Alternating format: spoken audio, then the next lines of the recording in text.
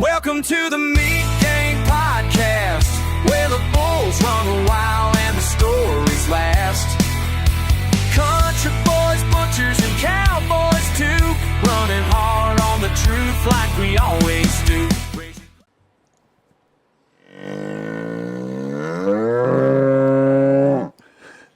Welcome to another episode of the Meat Game Podcast with Brando, Fieldy, and Hamish. He's gone a bit early, mate. Yes. It's spring, mate. He was doing mating calls the other week, so he still thinks he's got a sword, I think. So. He's gone a bit premie. He's gone too early. But anyway, we'll sort that out. Young buck. There's a young buck in the room. He feels threatened. He feels threatened by the young buck. He does, yeah. So he's just got to assert his dominance. He does. Behave yourself. But what he doesn't know, guys, we have got New South Wales Apprentice of the Year in the studio today. I'm joined by Rolly Homer from Saratoga Quality Meats, and I'm also joined by Jason Bowden from Saratoga also. Guys, thanks for coming in. Thanks for having us. Yeah, good. How was the trip? Yeah, it was a good drive up. Yeah. Stopped and had a bit of lunch on the way up at Macca's. Oh, did you? Yeah. Who drove? Me. I don't have a licence anymore. Oh, What happened, mate? What happened there, mate? 30 k's over. Oh, no. Oh, jeez. How long? 3 months. Is that all? Yeah, that's all. I think that's a win. Oh, Lucky you only got that. yeah. Yeah, 3 months is all right. In saying that, guys, I've got to come out, and I'm always very honest on this, as we were just talking about before. Remember, I got done 29 kilometres over the speed limit. But if it was a kilometre over, I would have lost my licence. Yep. She was a fair old fine, but I maintained my license. 6 points, I think it was. No, you've got to behave yourselves. Very lucky. It's 29 kilometres over. In saying that, but I don't know many P-platers that have gone their whole Ps without losing their licence once. No. They do pull them up. Like, I'm not going to say they pick on them, but they don't. Oh, no, they don't give them much. Mate, much leeway. you want to try growing up in Victoria, you got a P plate, they didn't know you. Yeah. Oh, really? Oh, yeah, they give it to you. Yeah, right. Well, it was something that was talked about in the shop, and I think the boys had an open book on it. Yeah. You know, they were all betting about how long he'd hold his licence for. And sure enough, they were right. What sort of car you got? Oh, just a little Impreza, mate. Oh, nice. Impreza, Yeah, I was a big Impreza fan back in the Sydney days. They're a good car. Then I went up to a WRX and got in all sorts of trouble with that. So yeah. I was one of those wankers that used to, yeah. Brandon, you got a hair on your microphone and it is giving me the shits. A hair? Yeah. Got to be a pubic hair. No. I can't even see it, mate. All right, that had to go away. What's been going on in the studio, guys? I don't know. Christy and I were here earlier. Yeah, well. Doing the Tramontina wall. Sounds like you're doing more than the Tramontina wall. Anyway. On my mind. Anyway. Now I'm lost.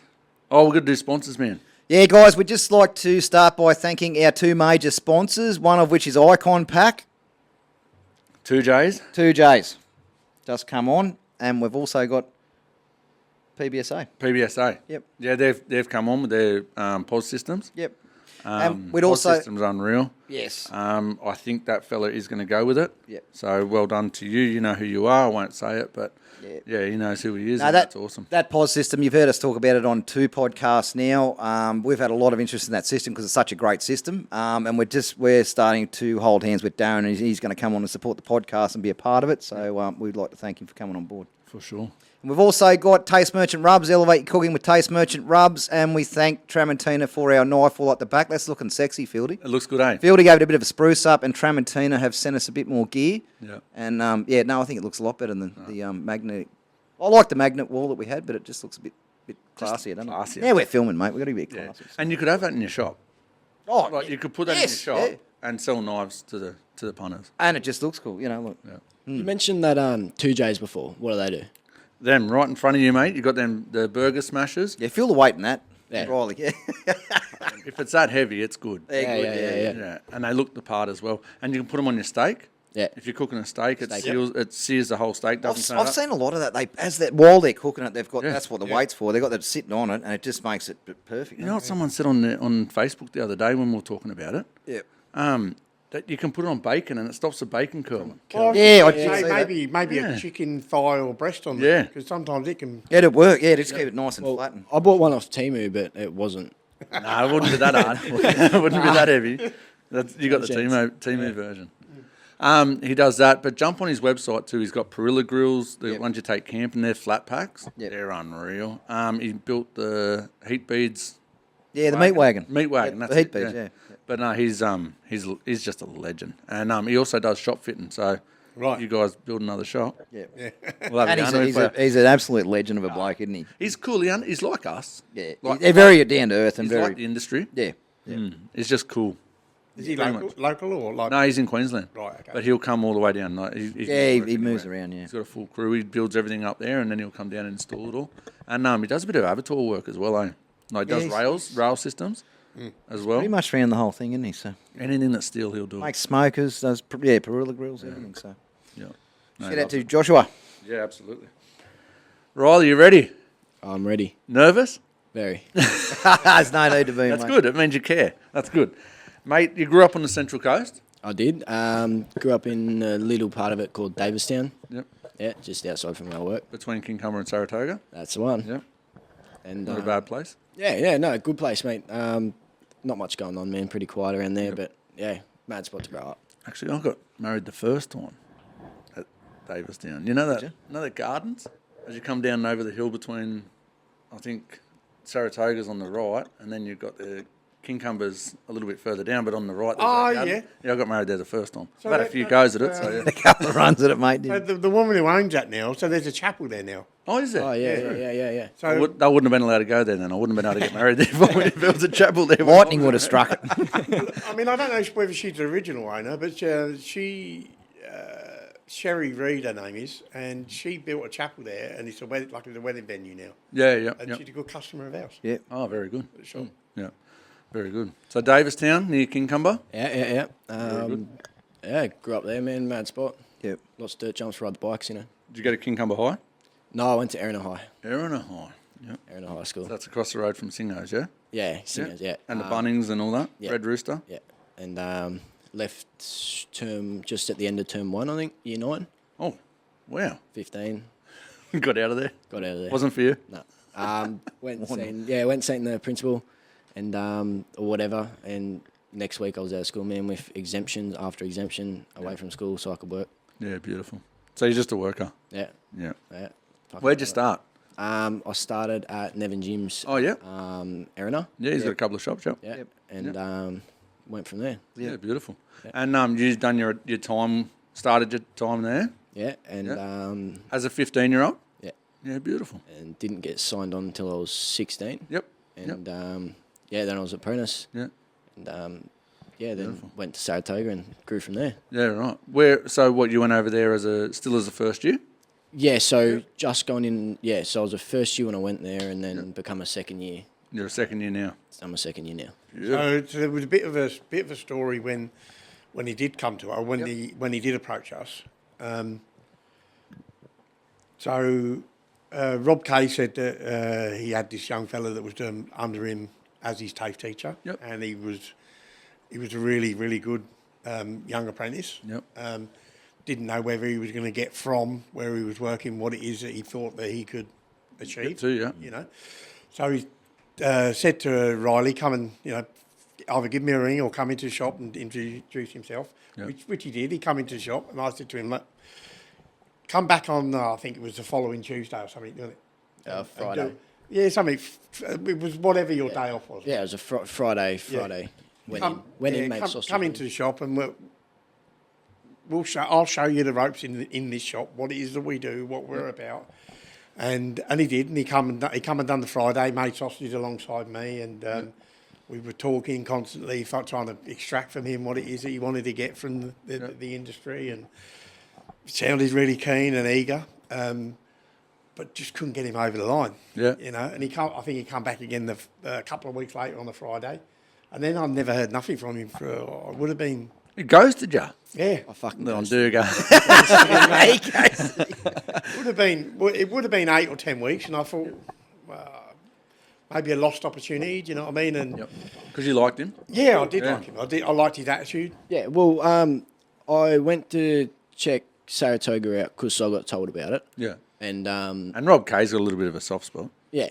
He may have a bit of a soft spot for Saratoga, yeah. And anyway, so I was good where I was at, but I went to check it out, and I was truly amazed because Nev didn't do any smoking or small goods or anything like that. Yep. Yeah. When I walked in that shop, they had the big pickle bin set up. You know, they had the burger machine pumping. they had the hams hanging, the bacon hanging, and just to smell the aroma of the shop, it just, truly amazed me, man. And it intrigued me, but when I went back, I was sort of comfortable with the boys I was working with and all that. I like what you said there, but because I've never cooked a ham in my life. Yeah, I was going to touch on that. There's shops, there's butchers that go through their whole career without doing that side. I've never done any of it. Yeah. I'd love to, but I've never been an opportunity. I've always been in pump out shops, in big shopping centres and just pumping the meat out. But that's really good, and I'm glad that excited you. I'm glad you walked in there. It probably intimidated you a little bit, but it probably excited you too. But it's the old thing, and step outside your comfort zone. Yeah. If there's something you don't know, don't be scared of it going, because you're going to take your butchering to a whole new level once you can do that small goods side. So. Because they're two different ballparks, really. Oh, 100%, yeah. Totally different. And it's an art, that small goods. Yep. It's an art, you know. It is, and it's one of those things as well that you need to be shown. Yeah. You need to be educated. It's not, you don't pick up a book and read about it. And it tells you what to do. Do you know what I mean? Learn by doing, yeah. You learn by doing it, and you learn by working alongside people that know it. Yep. Do you know what I mean? And I think that one of the things that Riley has right now is he's surrounded by quite a few people within that setup that know a lot about. If it's something that I don't know, then Mark Edwards would know. Yeah. Do you know what I mean? Or Levi. We've got a guy called Levi working for us, Doug Piper's son. Yep. He'd be pretty handy. Yeah, very handy. Yep. You know, he's kind of like a shyish kind of character, do you know what I mean? But he knows his stuff with what it is he does within He's the shop. very knowledgeable what he does. Yeah. And that's the thing, like when you've got a big busy shop, you can make it, like we know Cahill. Yep. Like you think about Cahill in Sydney. Yep. Every person has their job and they just look after that. Yep. Like you look at them guys, they look after lamb, and then the other guys look at the chicken, and that's all they're worrying about the whole time. They know their spot and they go to work and they just... everyone's got their role, don't they? Perfect, Well, that is exactly the environment that we have at this shop. If you were to come and see this shop, like from an overview on a whole week, there'd be certain guys that come in and do, the same every day, but the thing is, they're all good at what they do. Yep. You know what I mean? They all bring something to the table. Yeah. You know? And this isn't a sales pitch, but that's something that POS system will do. Yeah. So he could walk up to, say, Levi, let's just say, I don't know the shop, but I don't know all about it, but say Levi's looking after the chicken, the snags, and the pre-pack, right?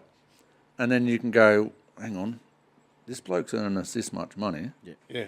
Because you're looking at the POS readouts. And that's the thing, you can see how the chicken's performing, you can see how the pork's performing, you can see how the beef's performing, you can see, and if the chicken's not performing, what are we doing with the chicken? We're doing something wrong. It's not, you know. Yeah. It gives you those reports to see where your weak points are. And you don't need to know about your strong points. They look after themselves. That's weak points. We ain't looking at it today on our analytics. Exactly. We only look for weak points. We're not the strong points. We're not worried about it. We don't need to change them. That's the weak points you need to, That's right. you need to try and identify. Talking about POS system, with Tony, the new owner, when he came in, that was one of the first things he invested in. Yep. Was a POS system, and He's educating himself. Well, I know now when I'm approaching a long weekend, all I'm doing is looking at the data from the same long weekend last year. Yep. And I done exactly the same just this weekend just gone. Yep.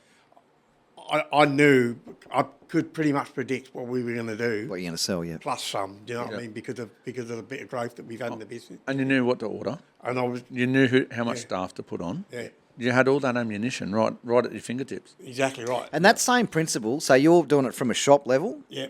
I deal with abattoirs daily, and you know what I did? Exactly the same thing coming in the long weekend. I'd look at what we did last year, what we did last week, and then I just tacked a little bit onto it, and we're pretty well spot on. Yep. Without those reports are just so good. They make you look like a genius, but it's not me. It's the report. You know, the numbers don't lie. No, and you just put a little bit more on it. You have a look at what's going on, and a little bit more, a little bit less, whatever. But those reports are just they save you money, don't they? I warned you about the tangents, didn't I? And we're not using a POS system, guys, obviously at an abattoir level, but it's the same theory. And that's what we're saying about this POS system. It's the abattoirs and the processors have had access to that for 20 years. Yep. It's on a shop level now with those sort of reports that you've got access to, and it just makes it so much easier. Yeah. And you know where to put your fire your ammunition. Yeah. Yeah. Like that's where you put it. Even your staffing. We've been through it all, but and we're going on a tangent, so I'm going to shut up. Again. Hey, so your second year now? Yeah. Excellent. Yeah, Enjoying it? Oh, mate, I'm absolutely loving it now. Going on to me third year. I don't know. I got me Wayne McGee gave me my third year books last session, but I got to catch up on something. Like so I still got to do Do that. you study, mate? But yeah, mate. I think he's had a little bit of time out at the moment because he's riding on the crest of this wave of Yes. winning. winning, yeah. Yeah. Now we need to talk about that. Yeah. How was it? Oh, mate, it was unreal experience. I'm so glad I got to go. And just going down there, meeting some of the other apprentices and boys and girls that were, doing it and what other shops are doing, talking about all that sort of stuff. And it's unreal to see the amount of passion in that room. Yeah. No, it was unreal. Like, it was just, 14 other people as passionate as me. Yep. Just going in and pumping out. They're people that you now know. So throughout your career, and you'll find this, you'll meet someone, and then you'll find you'll talk to them throughout your career. It's more networking you can do in those events. Don't miss any of them. Like your meat stocks, your sausage kings, all that. It's just networking, isn't it? Well, they're like-minded. They are. They're on the same page. Yeah, we'll talk the same language. Yep. Yeah. Yeah, butcher talk. No, it is good. And where'd you go? So you had to go down to Sydney TAFE? Yeah, so I did go down to Granville and compete down there. And there was a bit of a trek down there, but not that far compared to some of the other people that were going. People driving fucking 5 hours. I think there was... I should know her name. I'm hopeless. The lady from... where's the Ute Muster? Dunny. Oh, Deneliquin. Yeah, Deneliquin. Yeah. Yeah, she was lovely. Yep. They've got pastoral. They just had the Ute Master too. Yeah, I know. Yeah, we're too old for that. Knuckles went down. But Yeah, so from Denny, yeah. yeah, Deneliquin, yep. Like, that's a long trek. Yeah. It's a big drive. But, so, how does it work? Tell us, because I haven't done one. Yeah, right. I wouldn't do one, I'd be too nervous. But how does it work? Is it 2 days, 3 days, 4 days? No. So this one, for the state, you go into, you go in the room, you have just a little chat and whatnot and meet everyone. And then you go into, we went in and done our theory first. Oh, yeah? And that was just a few pages of multiple choice questions, which apparently is new. The last I've few never years, I heard don't that, think they had multiple choice. It was just you write your own answers. But Yep. so that was really good. My spelling and writing isn't that good. So multiple No, that's choice. mine. And his is atrocious. Yeah, multiple choice. That was perfect. bad. And and then after that, you hand your papers in and walk in the room, and they give you, what did we do first? Done a lamb. Side of lamb, Yeah, side of lamb first, and we had to do an easy carve leg. Okay, so how's your side cut? So Just straight down the middle? straight down the middle. Just rewind a little bit. So what AMIC do is they give you a format for the day. Yes. A cutting program. Yep. So get a side of lamb with a cutting program. We had access to that 3 months out. Oh, really? Yeah. Oh, so okay. We had a So bit- you can practice? Yeah, Yeah. so you can practice, yes. Yeah. So one of the things I will say about his passion and what it is that from the business point of view, what we offered or what we give him was, I tried to give him as much as my time that I could give him, along with the other boys in the shop. Everybody, collectively, everybody in the shop was showing him stuff. Yeah. Good, bad, whatever. Do you know what I mean? Everybody was. I didn't know there was 30 ways to do an easy carve leg. But, Is that what you had to do an easy carve leg? Yes. So the program, you had to stick to the program, cut via the program, and I like that. Yeah, it's good. He was so he was off his normal day off, his normal days off in the week of Friday, Saturday. Oh, geez, that's He would best come in roster on the world. He would come in most Fridays, put a side of lamb aside for himself, put a saddler pork aside for himself, and he'd come and work on that on a Friday morning, over the course of a few weeks, just to put it all together, see what he could make it look like. You know what I mean? So he was very fortunate as well to work in a business that was giving him that time. That opportunity, yeah. Oh, 100%. And we won't stop with that. Yeah. Now. Do you know what I mean? We've if we have another apprentice come into shop, I'd encourage that one to do Do the same thing, yeah. Yeah, we've had apprentices come through that shop that I would say probably could have made the grade. I don't know whether we didn't know about this back then, or do you know what I mean? It's just something that wasn't around or wasn't as promoted. Yeah. There's definitely apprentices. Levi being one of them, Connor being one of them, Sam being another one.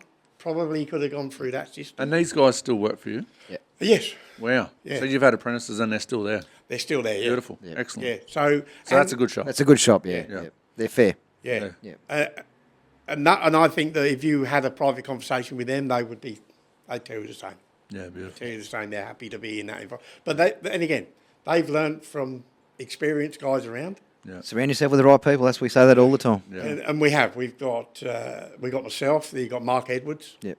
Got a great name for himself. Absolute legend, Mark Edwards. Yeah. Yeah, great name for himself in the industry. We have a guy called Gary Westwood. He's been in and out of the industry, but he's still he's an very experienced quality control. I've got Wayne Buddy. He's unreal. Yeah. He brings a lot to the table with the young fellas, especially getting jobs done quickly. Yep. You know what Yeah, I mean? he'll show you how to bust up a pig and Yeah. lambs and all that. And he's always nice and square, neat and tidy. No, It's the right spot. yeah. Yeah. And so with a mix in the shop with all the boys, he couldn't be in a better place. Yeah. No, he sounds like he's in a Absolutely, perfect man. I've so lucky to be here. Yeah. So you're going to have all that again. If you're thinking about doing butcher wars, Yes. you're going to have to do exactly the same because we do speak to Luke Thomas, we speak to Chris Tuckwood, we speak to the big hitters in that. And one thing we've always acknowledged, these comp butchers, the apprentices of the year, and these comp butchers, it's great for them in themselves, but it's also there's a lot that goes on behind the scenes with that shop supporting them. Without that shop supporting them, they wouldn't be able to do what they do. No. You know, Well, Lawsy's up at 5:30 every morning, every Sunday morning, while the rest of the house is asleep, and he's doing products. Yeah. He's learning products. He's cutting products. Developing them. Yeah, developing. So and you're obviously doing it on your day off on Fridays. That's excellent. That's Yeah, like if you see me Instagram, I'm trying to post more and trying to do new stuff, but I'm a second-year apprentice. So What is it? yeah, give What's us a your shout out, mate. Instagram at the moment, not Butcher Riley. Not Butcher Riley. Not Butcher Riley was taken, so I went for not Butcher Riley. That's Well, cool. he's not a butcher yet. So N-O-T, Yeah, N-O-T, Butcher, not underscore. no underscore. Nothing Just like that? nah, just not All Butcher one word? Riley, all one word. But give him a follow, guys, because there's. I know I followed Nate for many years. Yep. It was just good to watch him from like when he was not a butcher to now where he's got his own shop, and you feel like you've watched him the whole way. Yep. So it's cool. Yeah. Well, I remember watching some of his early stuff. Yeah. So get on and give him a follow, guys, because he's got a massive future by the sound of it. And it's just good to watch them as they go through their stages and they get better. And then he'll compete at Butcher Wars and that. And he Oh, might for win sure. and think, I've been watching him since he was an apprentice. Yep. It's Yeah. awesome. And I encourage all you young blokes out there, get on Instagram, get on social media, start plugging yourself because you're not going to be an apprentice forever. One day you're going to be a superstar, you know? Yeah. Yeah, get big on it, man. The more people you have Yeah, on like, social look at medias. Lawsy. You know, have a look at Brett Laws. Yeah. These are all Brett Lawses. You just got to do what he does. Yeah. Well, what did we say the other day? You got to do the extras. Exactly. Yeah. Yeah. Well, anyone, I feel like nowadays a lot of people can evaluate. Anyone can learn it, Yeah. but it's just thinking and creating the ideas. Yeah. Well, the only way I would never. You seen me do a live the other day, and I had an OP rib. I rolled the scotchy out. I just cut it out and made it about that big instead of making it that big, right? No, And then like that Italian guy. Yeah, exactly. Yeah, and that's where I got it from. Yeah, I love watching him. He just does it so neat. And Yeah, he he's a rolls freak. it back up, and it just looks magnificent. He is a freak. Yeah, he's so good. Yeah, Either that or he's got to be doing a lot of editing. No. Well, I've done it. It's actually not that hard So- to do. It's that hard. It is very hard to make it look as good as him. Yeah. But it's not actually hard to do. I done the pork cutlet as well, the pork rack. Yeah. And I took the middle out. Yeah. Pulled that out. And then I done it all, opened it up. And I'm not, That's so guys, cool. I'm not good at it. I'm not. He's just mastered it, though, Yeah, hasn't he? and then I put apple, I put cheese, I done it. I forget. I've done that on the bone on, so you just come down and just butterfly it out. Yeah, it's unreal. And just seasoned it and Yep. rolled it back up, strung it up, and then cut it. And it just looks unreal. That's And so it good, tastes. eh? You get the flavour all throughout. Yeah. And you just push that core back in. And It's presentation, it just takes it to another level, doesn't it? So good. Yeah. So good. But yeah, I'll watch him as well, the Italian guy. He's a elite. He's so cool, yeah. But you want to do Butcher Wars, do something like that. Yeah, 100%. Because it- But the only problem with Butcher Wars, you get 30 minutes, I'm pretty sure. from what I heard. Yeah, It's 30 you can- minutes. these guys get a fair bit done in that 30 minutes. But I think that a lot of it, and I never competed in a comp, guys, and I don't claim it, but a lot of them say the timing, the big thing is knowing what products you're going to produce and the time you've got, and they time themselves, and that's how they know whether they can do it or not, you know. Yeah, right, yeah. This was one of the things that was impressive about Riley with the Apprentice of the Year competition on the day down at Granville TAFE. So I'm other side of the windows. Yep. And he's working through his products, but he's working through his products way ahead of time. Yeah, he's timed it. So his timing's very good. Yeah. In fact, he probably could have spent a bit more time on each individual 100%. item and made it look a bit better. But what he did do with his time was any waste products that he created, Yep. and suddenly realised he had time to. He developed another product. Yeah, good. I mean, so he had the kind of. I thought to myself, don't stand around doing nothing. Do something else, which is exactly what he did. And it worked. Obviously, it worked. Well, Yeah. like on the lamb or the pork, you got a strict set of rules you need to follow, things you need to do. All right, what are they? Go. I've got a list here. Go. Okay, hang on, I'll give it a go. So Side of lamb, easy carve. yes, you need to do an easy carved leg, a bone and rolled shoulder, and Yeah. it needed to be With your easy carve, would your knuckle take it in or out? round off. Round out, yep. Yeah, So you would have had to do something with the round? round steaks. Round steaks, yep. Yep. Cut to a certain thickness. Don't ask me. No, that's all right. Beautiful. Yeah, and then 10 mil. oh, there you go. Bone and rolled 4/4. That was tunnel boned Four-quarter or shoulder? or shoulder. Shoulder, was it? Shoulder. So you had the rack still? Yeah. No, it was all rolled in. So it's full bone and There you rolled go, four-quarter. there you go, yeah. Yeah, yep. Yeah. So so neck on and everything like Yep. that, and Stitched. yeah, they stitched. wanted it stitched. They out. the rules was. told him not I didn't see it was sewed. It needed to be sewed until 4 days before when Yeah, I right. was rereading it really carefully. Yep, yep. And then I seen the fact that it said sewed, and I went no. And I wasn't the only apprentice that didn't sew it. Yep. But I put it to him that I personally myself don't agree with sewing. The only reason I don't agree with sewing is because when you go to carve it, quite often there's bits of string left in the meat, Yep. and then Nana gets a bit of meat. Yeah, a bit of string. Yeah, that's Well, when you sew it, you go down and then you come back across and then you go back down. So it's like an X. Yep. So you do actually, what you're saying, you've got the string in the middle of the meat. So yeah. Yeah. But whereas if you're just rolling it, it's all on the outside and you can see it. Yeah, you just come along, and cut it all off. Sewing it is a lot tighter, and I don't know. I can't sew. I cannot sew, so yeah. But anyway, he didn't sew it, and I think I said lost to him, a few marks, but yeah, look. Did he lose any marks? I'd love to see the marked sheets and see what you got marked down on, Yeah. because then that gives us an idea of what he needs to improve on. You know what I mean? Yeah. Yes and no, but you've still got to be able to do what you do normally in a shop as well. Yeah, Yeah. So totally. yeah. Anyway, so like if you're ever in a shop, Yeah. you're never going to stitch no. bone I and roll wouldn't encourage four-quarter. him to stitch, no. No, but you're not going to. So No. and that yeah. I'm anyway. always happy to learn it. I'm always happy to learn new things, mate. Like Yep. I'm happy to learn how to stitch and do all that. But yeah, I'm with Jason on this personally. Don't No do it go. with me. So that's the four-quarter. What'd you do with the rack? It's just a rack of lamb. Rack of lamb, yep. Done a A whole point, not 8 point. What was it? It was 5. Oh no, was it 5? Yeah.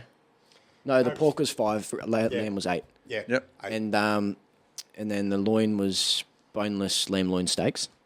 Boneless lamb loin steaks, yep. Yeah, Like a noisette?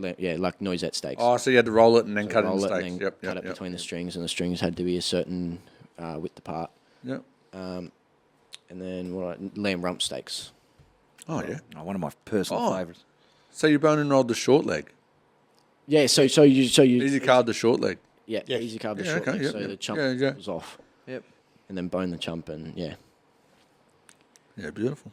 All right, now what'd you do with the pork? So it was it was half a pork middle. A whole pork middle. No, Oh, sorry, beg your pardon. Yeah, half. it was half a pork middle. Yep. And you needed to take your bone-in belly off. So take your and then take your ribs off. You needed to cut the belly in half. Half of it you had to roll it, and then the other half you had to cut into spare ribs. Yeah, beautiful. And then what else you had to do? You had to do a 5-point cutlet rack, Beautiful. and then Frenched. yeah, Yep. and yep. then Shine off. Should have seen how clean his bones were. Really? I was practicing.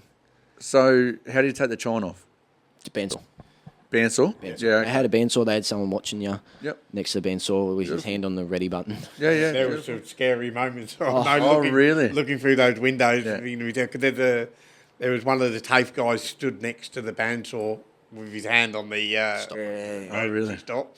So when you're in first year, is it still the case that they try not to have you on the bandsaw, or is it just open slather now? No, yeah, to my knowledge, it's open slather. The workplace is insured Yep. for that. I don't know. I've been on the bandsaw for probably before I was actually enrolled in TAFE. Yeah. As long as you've done that toolbox talks and all that sort of stuff shown properly. Yep. Yeah. I was just shown. I was shown what to not to do, how to be careful. You got to respect it and whatnot. Yep. And I was on the saw. And yeah. No, I like it. I like it. If you're going to put a knife in their hand, throw them on the saw. Yeah. I just think you've got to show them the risk. And I worked in a couple of big bone rooms, and in the induction, they actually show you what happens with minces, what can happen with bandsaws. And you get that picture in your head, and you've always got that picture in your head. Because it's like forklifts. They're another one. Yes. That if you have an accident, if you have an accident with a knife, it's a get stitches job. Bandsaw, forklift, mincer, it's life changing. You go from Yeah. Oh, absolutely. And what you Can be said the life-changing, key word, respect it. Yeah. Oh, just you see what they're capable of doing, and all of a sudden, you always got to be careful with them. Yeah, like you always, I'm sure every butcher has a few close calls. No, I've got myself twice. You know what I mean? Like I nicked the back of it with my finger the other day. Oh, and how good's it's that? like it wasn't, the back of the blade's nothing bad, but I thought to myself, I was like, fuck, I'll just. But sometimes that's a blessing in disguise. It is. If Yeah, you can have a near miss, and it gives you that wake up call where you don't have to go to hospital, where you think, fuck, I only lost my finger then. Yeah. I'm going to be a bit careful next time. That's a perfect scenario, I think. Rather You know how than many times I've hit the back of the saw and just gone, turned it off and just gone, yep. just stood there and gone, yeah, I'll leave that one alone. And then you have a deep breath, show it some respect, and you're back into it. Yeah. Yes, it is about respect. Yeah. That's the key word. For sure. And anyway, back to what I was doing with that pig, pork. yep. So it was only a 5-point rack, and then with the other ribs, I had the bone out and cut pork medallions. and then Beautiful. Butterfly it. So butterfly pork steaks. And then with the loin, I needed to do loin chops. I think that was it, wasn't it? Yeah. Yeah, beautiful. So is that day one? So there's no day two. Oh, it's just one day. True. Yeah. Oh, okay. So you get 2 hours on the lamb. I think it was an hour and a half on the pork. Oh, and then you got chicken. Yeah, and then so they were just the basic. You had to do this. They gave you a sheet of what they wanted you to do with the lamb and the pork. I like that. But with really like that. so then afterwards you went and had a break, and they gave you some pretty nice chocolate cake, right? And we come back. Right, I'm entering this competition. I'm going back to start my apprenticeship. I just want the chocolate cake. go straight for the cake. I got married twice because I enjoyed chocolate wedding cake so much. Anyway, Yeah, so we go back, and we had a 30-minute planning session of what we were going to do with the value added. So you got a beef knuckle, already trimmed up all that. Like it was Cryovac as you'd buy it in from a supplier. as a knuckle, not a round, so no cap on, No cap on. undercut removed. Yeah. No, undercut's still on. Yeah, So, and then they gave you a whole chicken. So you get 30 minutes to plan by yourself in the room. You're looking around, and then that's when we realised you open the sheet and you look at it, and they want you to do, out of the knuckle, they wanted you to do 4 products. So they wanted you to do a 1.5 kilo beef roast, stuffed and seasoned beef roast or whatever it was. Cool. So you'd have to get it, and you could I think you could weigh it once. So you could only weigh it once. Yeah, right. I think some people weighed it more, but anyway. I'd go under and do the stuffing it. Yeah, so you had to do a stuffed and seasoned beef roast. You needed to do 4 beef skewers, and they called them funny names, man. Like I think they were called shasliks or something. Shazliks, yeah. Yeah, so That's with a bit old vegetables. school, isn't it? So there's a bunch of apprentices in the room going, "What is that?" What are you talking about? And there was another one, a crumb steak that was stuffed with ham and cheese. Oh, gee, that sounds alright. So they called it something, whatever the name for it is. Cordon bleu. Yeah. Oh, cordon bleu. Yeah. No, that we're old, mate. I don't know that. It's the same with half the other. Okay, well there you go. Out of them products, Yeah. would you go back and say to Jace, "Oh, can we do these in the shop? These are really cool."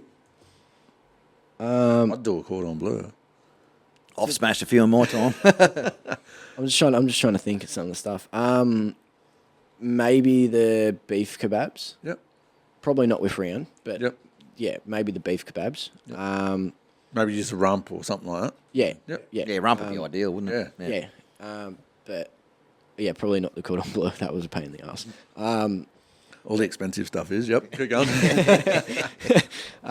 But yeah, and after we done that, with whatever meat you had left over, you could do whatever. So we had to do koftas as well, beef koftas. Yep. So they gave us a mix and whatnot, and we had to mince it and mix it, and you had to share the mince. So there was a big one and a little tabletop one, and yeah, so you had to do them, and the beef kebabs had to be a certain weight, however much they wanted them, and the koftas had to be 80 grams. Yep. You could only weigh one. On a stick. I think stick. he mentioned earlier about his Instagram. Have you got your competition table on your Instagram? Yeah. So if you go on Instagram, it'll be somewhere there. Good display. Yeah. Well, if we can find that guy, Stu will find it. Jump on that now, champion, and we'll try and pop that up on the screen, guys. Any of you guys that are watching. Yeah, so there would have been a finished table. Yep. of Somewhere, his yeah. products. That'll be sitting about here. Yeah, so it'll be on Fieldy's left, and it'll be your right. Anyone watching? Stu will get into his work, and it'll be about there. Yep. Right there. Yeah, so it was pretty cool though, seeing some of the stuff everybody else did. But once it come down to the value adding of it, once all that was out of the way, and you just in your own mind, what can I do? Yeah. That's where I had fun. Yep. I absolutely loved it. So what did you do with the extras? So you get whatever else you had to do with the beef knuckle and a chicken. So you had a fair bit of meat there to do. I think what did I do? I did. You've done a burger pat. Yeah, I've done a few burger patties and whatnot, but I'm trying to think of what I did with the beef. I did a honey soy stir fry, just your simple stuff, just made it look good. I done it was like a beef roast, so it was with the other half of the the knuckle, and I rolled it out and then stuffed it with a bit of spinach and stuff, and then rolled it back up. Yep. It looked like a little flower or something. Yeah, nice. I put it down. That was something that the judges stopped and looked at. Yep. One of the judges pulling out his phone and taking a photo. Which one was That's that? a good sign, yeah. Probably Tony Pierce. That was the one that went to Transylvania recently. He won. He won through a few years ago. He's really cool. Yeah, he's where's he working now? Glenn. He was sat Glenn, on our that's the table. one. Yeah, Brooklyn. Yeah. Yeah. He's a good fellow, yeah. Yeah, he's great bloke. Yeah. So He went to Romania recently. Yeah. He'll be at Butcher Wars. Yeah. This next year, Yeah. yeah, and so that was cool. Like just being able to, I guess, just do the products that I even if I've never done them before, I've never done that before, but I was like, I'll give it a crack. Yep. And it looked cool. Like, No, that's good, eh? Like you've got your core ones done, Yep. and now you muck around and play. yeah, Your, now you might your grab- timing sounds perfect, Yeah. But one of the things about the list of the day, how the day was going to be programmed, it was all right with the lamb and the pork, but there was very little. Which the chicken and the beef was like a mystery box. So basically, he got the chicken and the beef, and then he got given a bag full of ingredients. Yeah, that's what it was. It was the mystery box. So you needed to. So they give you a bag. Yeah. And So he didn't know what he was going to get. So we couldn't practice that legally. Yeah. He had to- There was I like that. a mystery ingredient. I can't remember. It was feta cheese. So you had a mystery ingredient you needed to include in a few products. I think it was 4, maybe 2 different products, but I think it was 4. Yeah. So you needed to include that in that many products Yep. throughout the beef and the chicken. Beautiful. So I kept getting told last year it was spinach, right? And this year it was feta cheese, and you had everything. You had all your greens and they give you a little bag and it was, capsicum, onion, Yep. all garlic. that stuff. That goes on your kebabs or your, Yeah. What do you call them? Chaslicks. Chaslicks or something. I don't know. Yeah. Yeah. So it was really cool though, and then to get to the chicken and just do what I wanted. I'll say you didn't have to do anything with the chicken. You could do whatever you wanted. You didn't have to. You could put it out as a whole chook if you wanted to. Yeah, right. Yeah. And the sad thing to me, and this is something I mentioned to Ian from the AMIC, was a few of the other apprentices didn't get it. I don't think they really got a fair shot because they might not have boned chickens in their butcher shop, or they might not have done this or done that, or their bosses wouldn't let them do this or do that. And I mentioned to him something about a day at TAFE where you can try and call the apprentices in to practice. Yeah. Because, your boss might not have the time or the money or the resources to let you do it. So, Yeah, true, 100%. Yeah, Yeah. that's where I think, For sure. like, I had a lot of help, Yeah. but a lot of these other gun apprentices don't. Yeah. Yeah. No, that's a good point. That's a not. Yeah, it's really, really good. Yeah. And it's fair. Yeah, no, it's awesome. But That's good. hats off to some of those kids that did turn up. Yeah. Some of them were really, really underdone, and that was very, very evident. Yeah. And it was so good to see him having a go. Yeah. You know what I mean? Bloody oath. One of the things about the opportunity with the day at Granville TAFE, I took to have a chat with a couple of these kids that were obviously struggling, and just turn around and say to them, "It's great to see you here. Yeah. Great to see you here having a go." Bloody oath. Yeah, and then again on the awards night with the guys that turned up, they were there. Yep. And again, they were there. They weren't there to collect a prize because they probably knew they Yeah. weren't going to get the prize. Yep. But they were there because they wanted to be involved. Yep. Yeah. Yeah. That's excellent. Well, Can we talk about that? Can we talk about the awards night? yeah, absolutely. I obviously I did go down. That was unbelievable. How everyone in that room, every single person in that room, how they got around the apprentices Yes. was just so good. It was. That's was excellent so to good. see, guys. That really is excellent because they're the future, guys. You got to get around your apprentices. How did that make you feel? Oh, mate, unreal. Like when you just, you see everybody, all the support. Yeah. All the people coming up to you, talking to you, and just getting behind you. It's great. It's really good to see. Yeah. And, Jason's alarm just gone off. This is normally his bedtime. No, it was so cool. Like, you got people winning sausages awards, risotto, like not Burgers, risotto, yeah. burgers. You got shops that have really put in for a long time, and they've won a lot of awards. Like you look at Corey down at South Nowra. Yeah. He's won a lot of awards, but still the loudest cheer was for the apprentices. Yes. And just it was for all of them, not just yourself. Yeah. Like you got a great cheer. That's right, you deserve it. But the loudest cheer was when you were all up A whole there. lot of Yeah. them. Yeah, and Yeah, it was good. it was so good. It was so good. Especially when old mate spewed on stage. And I did hear that was, one, yeah. What was good to see as well was some of the younger guys, like Nate the Butcher, the Snow and Sun boys, Yep. getting around on Facebook right now, on Instagram and what have you. Yep.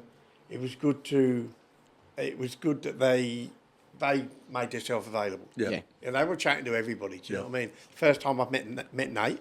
Have you seen how many beers I put into them blokes?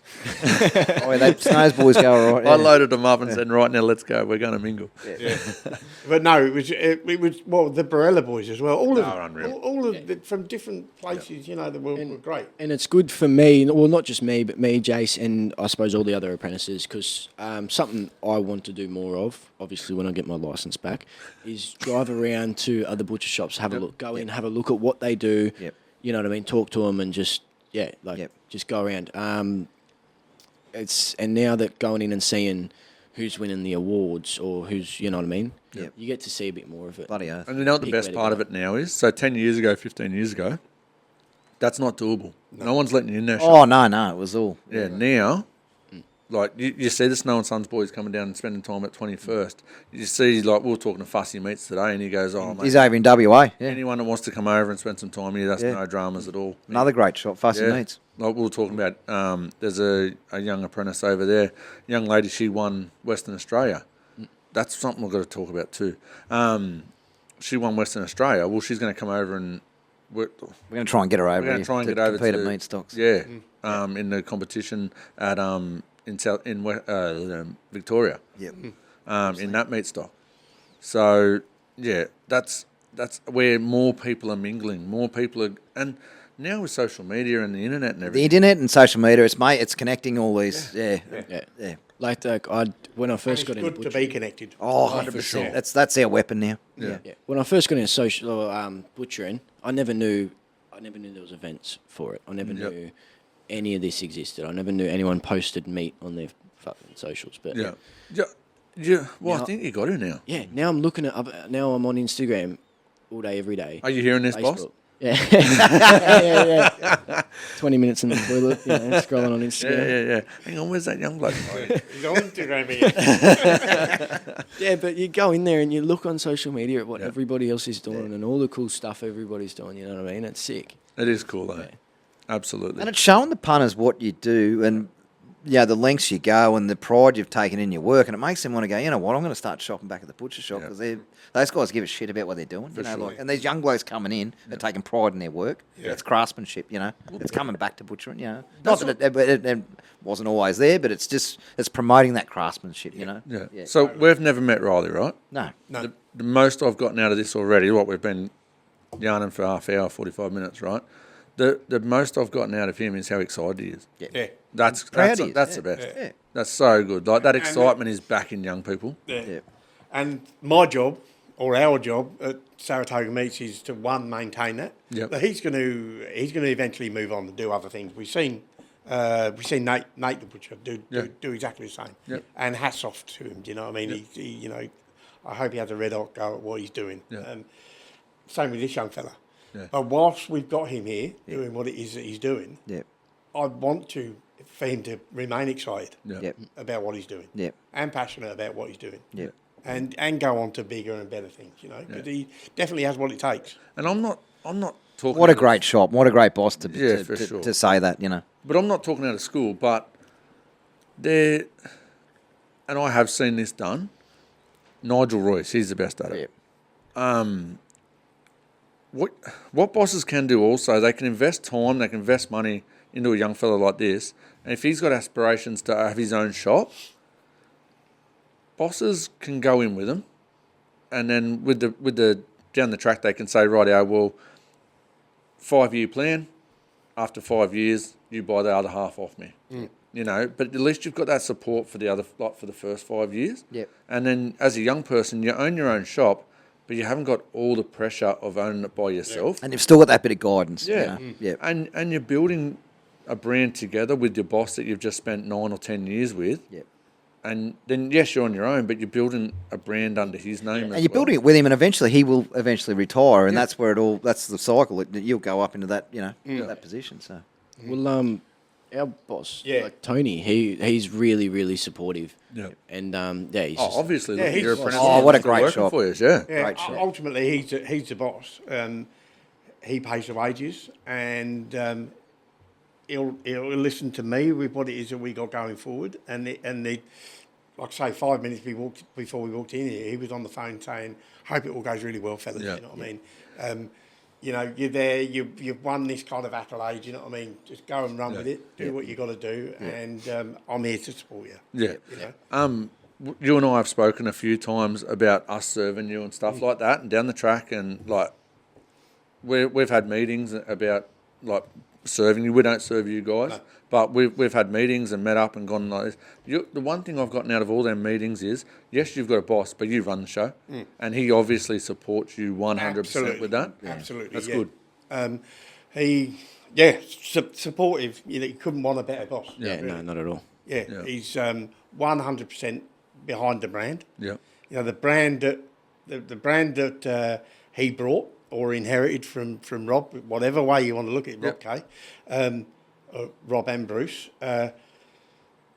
That brand needed to initially be maintained when we first took over, or he first took over. Yep. And then the idea was to build on that brand, which is the journey that we're on right now. Yep. Yeah. So can we talk about that? Can we just hit on that? Like, you've got obviously an unbelievable shop at Kincumber, but you've also got an outlet nice and close. Can you talk us through that, how that works? So what happened was that Tony's got a couple of other business guys that he's really, really friendly with. They owned a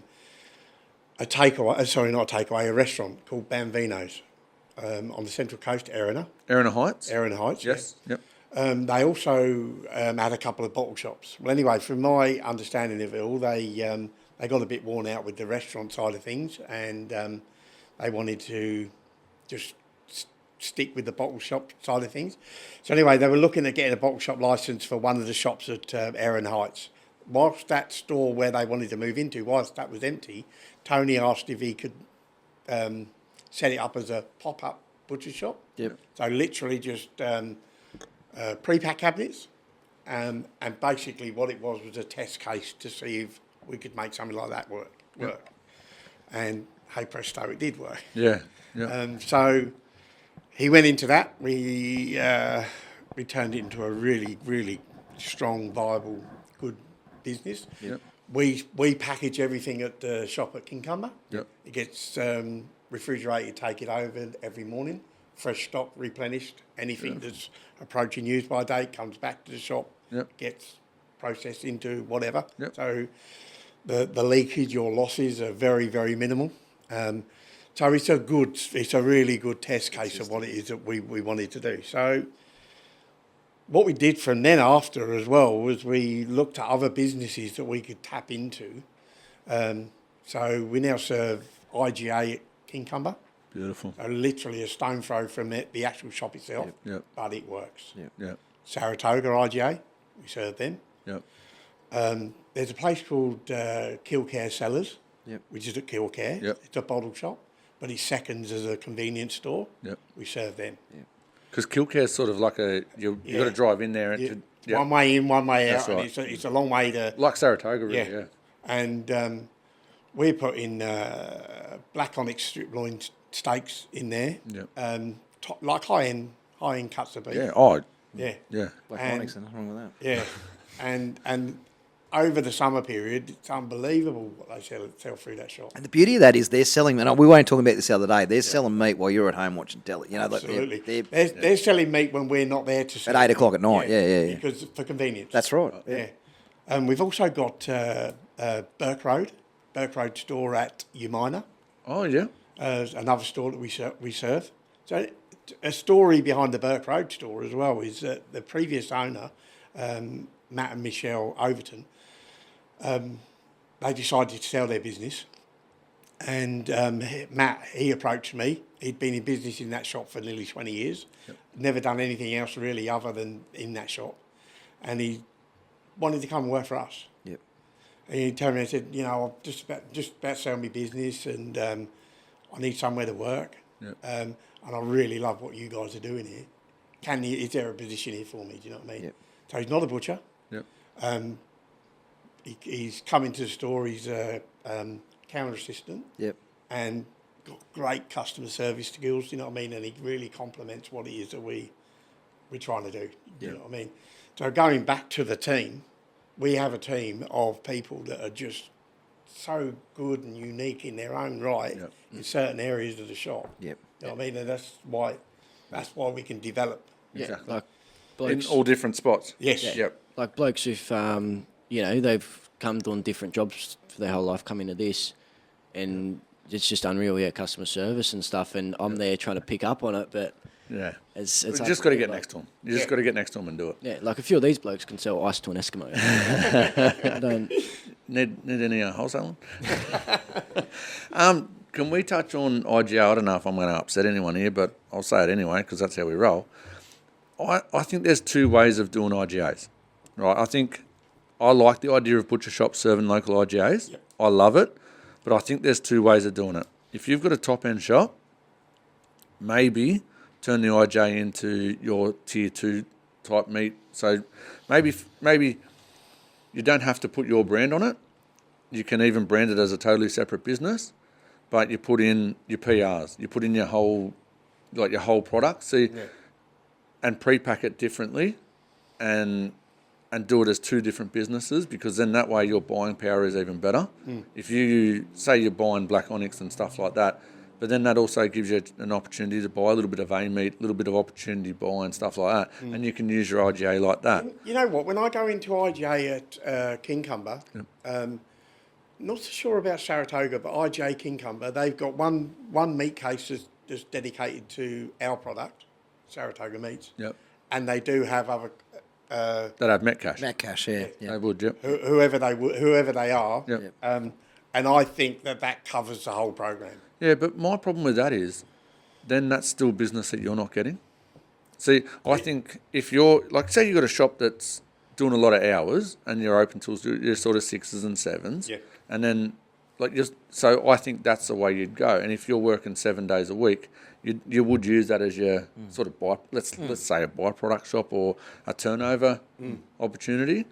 But if you've got a shop that's right next to you, like you say, Kincumber and like IJ Kincumber and you're at Kincumber, and if you're only doing sort of finishing at 5:30 and IJ is next door, maybe put your meat in there and keep it exactly the same. So like Brendan just said, they're selling your meat while you're at home. Yeah. And you don't have to work Sunday because that IGA is doing your work on Sunday. Yeah, if you're closed, they just go straight next door to the Yeah. IJ. They're still essentially buying off you. Yeah. Well, one of the things I have noticed is IGA Kincumber, their sales are the best when we're not open, as you say. Yeah. Yeah. That's, Exactly. that's when they sell the most. Yep.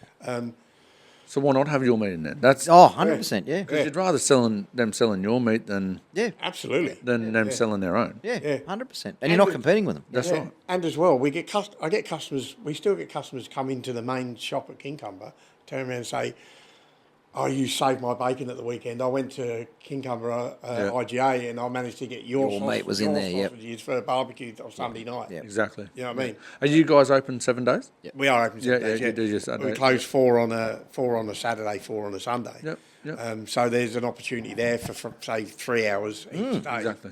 to pick up. And a lot goes on from 4 o'clock till 8 o'clock. Absolutely, absolutely. Absolutely. Absolutely. In the summer months, people coming off the beach at 4 o'clock, or they're still on the beach at 4 right. o'clock. Yeah, they well, most of the time, I work, Sunday, every Sunday, but So everybody... you should. You get Friday, Saturday off. You got the best roster going I around. know. He does look I've got a good. I've got a good. I've got the 2 busy days off, but everybody like everybody wants to come in at 3 o'clock, 3:30, right as we're trying to clean the shop up and go home. Yeah. But like That's how they roll. But they're But spending it's a big thing. If I've had a day down the beach and I've been in the surf and that, what do you think I do when I get home? I want to smash a bar. Well, I want to get a barbecue. Yeah. happening, Yeah. Meat. You want It's something most- heavy, Yeah.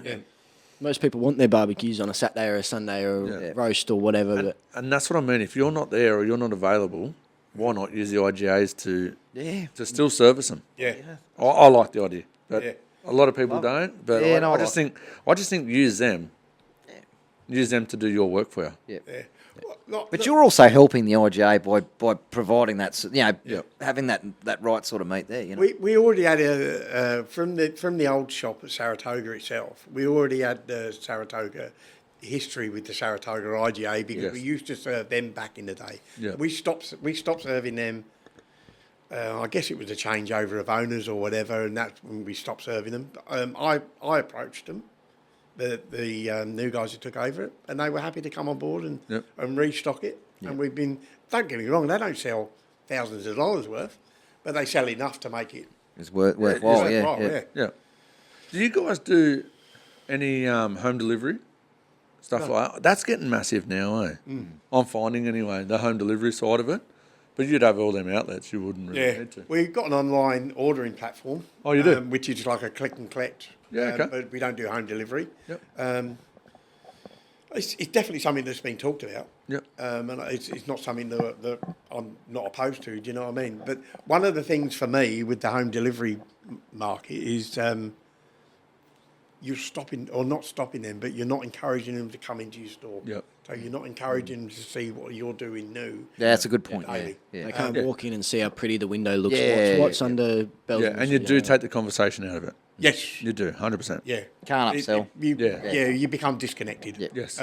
One of the things that us butchers, as we all well know, are good at is being connected with the people. Oh, and that's what separates you from the supermarket. I've said this Yeah. before. They use packaging and advertising to sell their product. Yeah. You use your knowledge, and Yes. I'm having a barbecue on the weekend. Yes. Jace, well, what are you cooking? How many people are coming? Yes.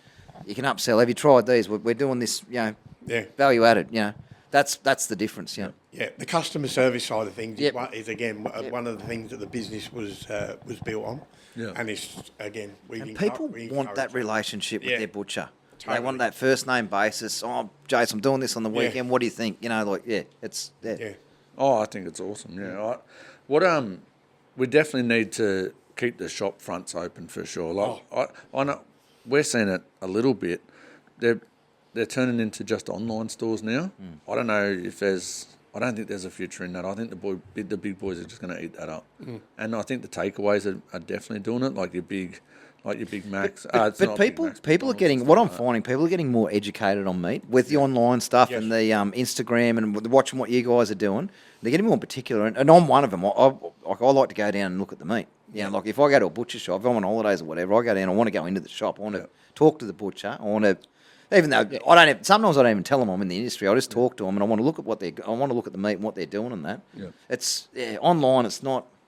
I think your time poor people. There's a place for it, but I still like to go down into the shop and see the meat. Yeah, you want to see what you're buying. Even the fishing shops. I'm a mad fisherman down here. I like to go in, talk to Brett, and you've got and have a look at what they've got, new products that they've got coming through and things like that. You can't see that online. Yeah.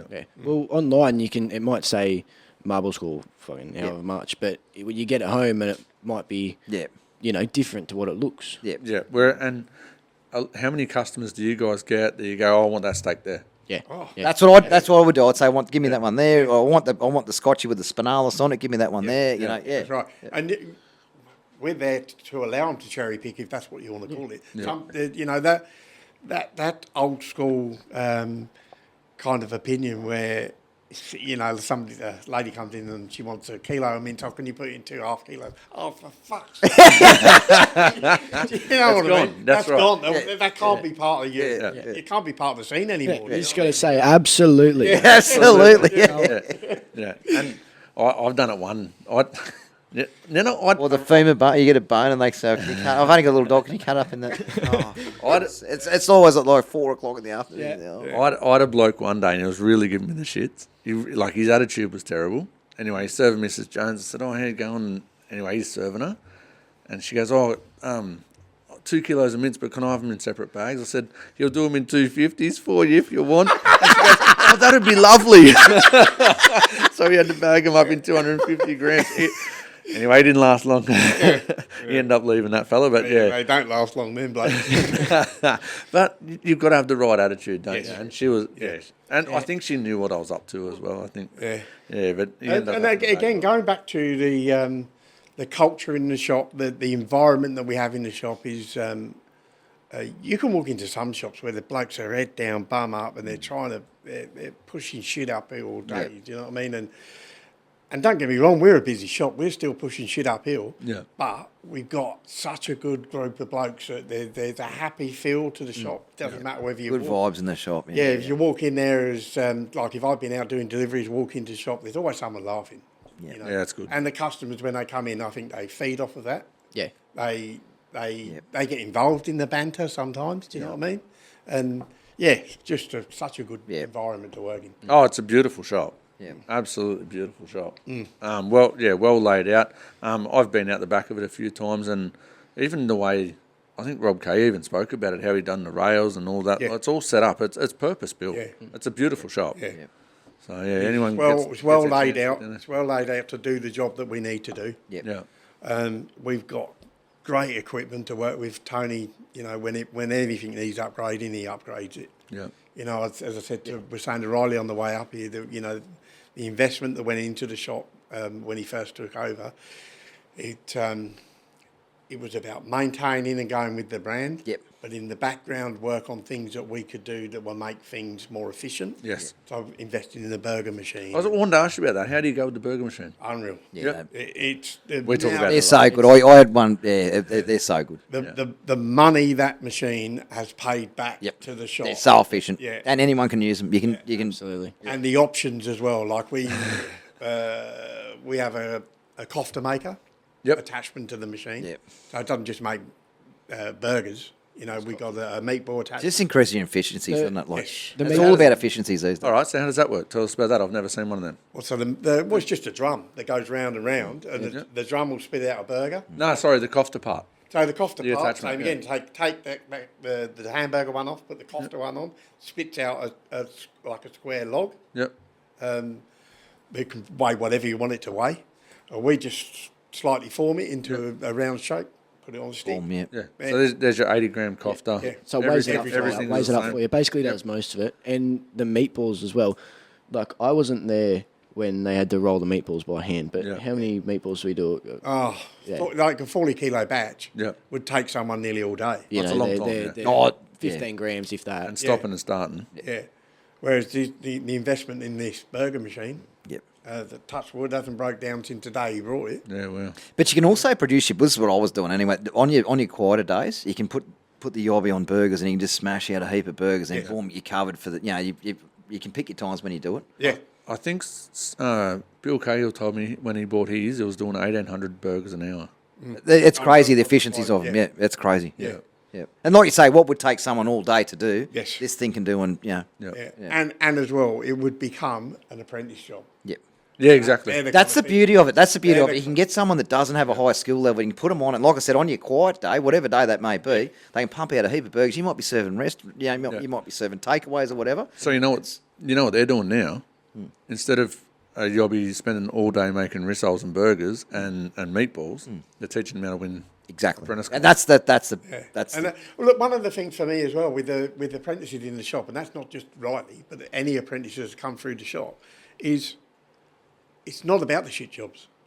It's about, I try to share around the shit jobs if we can, wherever you and that's a good shop because you see shops where the apprentices they're making burgers, they're making sausages, Same they're at one with the sausages, crumb. yeah. Look. Yeah, that's something I was very, very surprised actually when I came here was how shared it got. That's a good shop. You know what I mean? You see blokes doing abs. I haven't seen one single bloke in this shop Yep. that hasn't done, all the shit jobs. Yeah. And I think now with the shortage of tradesmen or tradespeople, Yep. you have to teach them how to be a butcher. You can't teach them how to be an apprentice. You have to teach them how to be a butcher, and you have to do it as fast as you can. Yep. Yeah. And that's where machinery comes into it. Yep. I'm the biggest fan of auto linkers you've ever seen in your life. Yep. I think I think automatic sausage linkers will make your money within a year, especially if you're making enough. It's all about efficiencies these days. is. Like the price of everything's doubled. We ain't talking about carcass prices compared to what everything's doubled. Powers, you've got everything. Efficiency's the only way you can beat it. Well, if you're making 600 kilos of snags twice a week, all of a sudden you're doing that in half a day instead of a full day. What's he doing? He's breaking beef. He's making. Yeah, he's learning to break break beef. Yeah, he's learning knife skills. Yeah. Learning how to serve Mrs. Jones. You're turning him into a butcher. Yeah, you're learning how to sell meat too. It's not just about using a knife. It's about upselling and talking to you and engaging your customers and selling them. Yeah. If they come in for rump steak and they walk out, you can upsell stuff. Well, that's a big thing, isn't it? Yeah. Well, I mean, even going back to that, like, we don't have an automatic linker. Yeah. But if I'll be on the sausages and I've got a big day, a few of the boys will jump on and give me a hand to That's get a it out good the crew. way. Yeah. You know what I mean? So I can go out and break beef, break the lambs, break the pork. You know what I mean?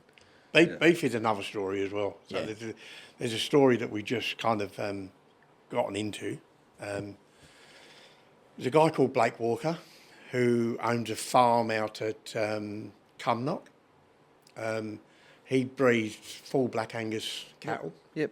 and he's feeding them a hemp feed, Oh, yeah. so a byproduct of hemp. So Tony and Blake Walker are very good friends. So we've now just started doing processing our own beef. So it gets processed, gets killed at Picton. Yep. We've got a boning room kind of set up at West Gosford, and we've just started boning all of our own beef for this. Yep. So this is another Instagram plug for Bell River hemp. How do I spell it? BEL. Oh, Bell River. Yeah, Bell River. Yep. Hemp-fed beef. One L or two? 2 L's. Yeah. And I'll tell you what, the beef is just getting better and better. Yeah. Like from when it first came in, it was pretty lean, and that now you should see some of the stuff coming through. there's It's stuff so nice and marbled, Yeah. just for ordinary. Yep. sort But of- they're still working their rations out too, like what Yes. they're feeding and what they're So it's one of those things. It's been a program that we've been working on for some time. Yep. But it's now got to the point where we're kind of ready to hit the market with it, if you like. You know what I mean? Promote it as a product. Yeah. And will you package that as its own product? No, so it will become our all day, everyday beef. Oh, really? Yeah. Yep. So what we do have now is price certainty. So we're locked into block pricing. So we know what we're paying for periods of time. What's that like? Grid pricing, isn't it? It's grid pricing, yeah. Yep. You say you'll take I've done it more with pork, for the bigger joints, but you'll take out a grid price for the next month, 2 months, 3 months, and that's you. So you know for that 3 month period, there's going to be no surprises. That's right. you know. Yeah. So you do your costings on that, and you'd have a weight grid as well. Yes. Yep. So he knows his costings on it. And it's good. It's good. It'd be great at the moment to be locked into a price. But the thing with grid pricing, on the negative side to it, there's always a winner and a loser. Like if you get guys buying out of the yards, we're not seeing that at the moment. Don't worry about that. But there'd be a price where you're locked in for say 2 months or 3 months, and the market comes back. You're still locked into that price. So there is a flip side to it, but it is. As far as your pricing goes, you know, for the next 3 months, I'm on this price. Yeah. The guys buying out of the yards and that, they're weekly. It can fluctuate weekly. So. Yeah. So it's yes, I'm really, really happy to be working with this product because it's unreal. And it's consistent. The big, like, take all the Consistent. pricing out of it. Yeah. It's the same product. You're getting the same cattle every week, which is Same size. consistency is important. You know. Oh, yeah. So he's already said about 5 times. Oh, probably since you got here today, your brand. Yeah. He's building a brand around it. Yeah. Yeah. And that's right. It shows how important that branding is to you. And Yeah, absolutely. I can't talk about that enough. Do you know Yeah. what I mean? Because it's not about me. yeah. It's not a bit. I mean, yes, I'm helping that all come together, but so are the other guys at work. Yeah. You know what I mean? The whole team. But you can't- Tony and his support. You can't build a brand unless you've got consistency. Exactly right. 100%. And that's- Yep. so Take it's- pricing out of it. Consistency is a whole separate issue. Exactly. You know, like, yeah. Yeah, and that's something that we're delivering a good product week in, week out. It's the same week in, week out. Same size, week in, week out. Doesn't change. So important. Yeah, it's makes it a lot easier to learn off as well. Yes. It does. Oh, 100% it is. Yeah. And not only that, you can also, you can walk up to a counter and you can tell Mrs. Jones, this is where it's from. This is what it's done. This is how we feed it. This is what we feed it. What it's fed, yeah. This is how it's slaughtered. This is where it's slaughtered. This is what truck This it is comes how on. it affects the taste or the tenderness. And that gives your customer confidence that you know what you're selling, you know where it's come from, they're going to come back again. Absolutely. Yeah. Is that what you stand They behind trust every their day? butcher. And Yeah. That's that break- relationship, you know. Yeah, and breaking beef as well. I don't know how many other places do it, but I've heard it's not a lot. Not as many nowadays. Not as many, yeah. There's a lot going to carton, when because this is something I just started getting into a bit more, is when someone's after like a bit of Wagyu or Black Onyx or whatever, and they ask which steak is the tenderest or whatever, you know what I mean? Yeah. And you can tell them where it's from, Yeah. how you tell the difference, what you know what I mean? Absolutely. Which end of the sirloin is for what. Your biggest thing about, I think these days, a lot of shops will still break beef while the price is right. If once carcass prices go up, they will switch go to carton. cartons. Yeah, we because- serve a few that do that, yeah. Yeah, and what they'll do that because of the sweet cuts. I think seasonal, you'll get a lot more shops buying cartons because they need to top up with the sweet cuts so much, and that's why they need a brand. I think that's more about it, and not only that, staff. Yeah. Staff. One of the biggest problems that we know that we're going to experience with this Bell River beef is we can sell more bodies of beef of the Scotch fillet Yep. and the T-bones Yes. and the rump and loins, Yep. but we don't have a home for the butts. And that's Yeah. That's the thing.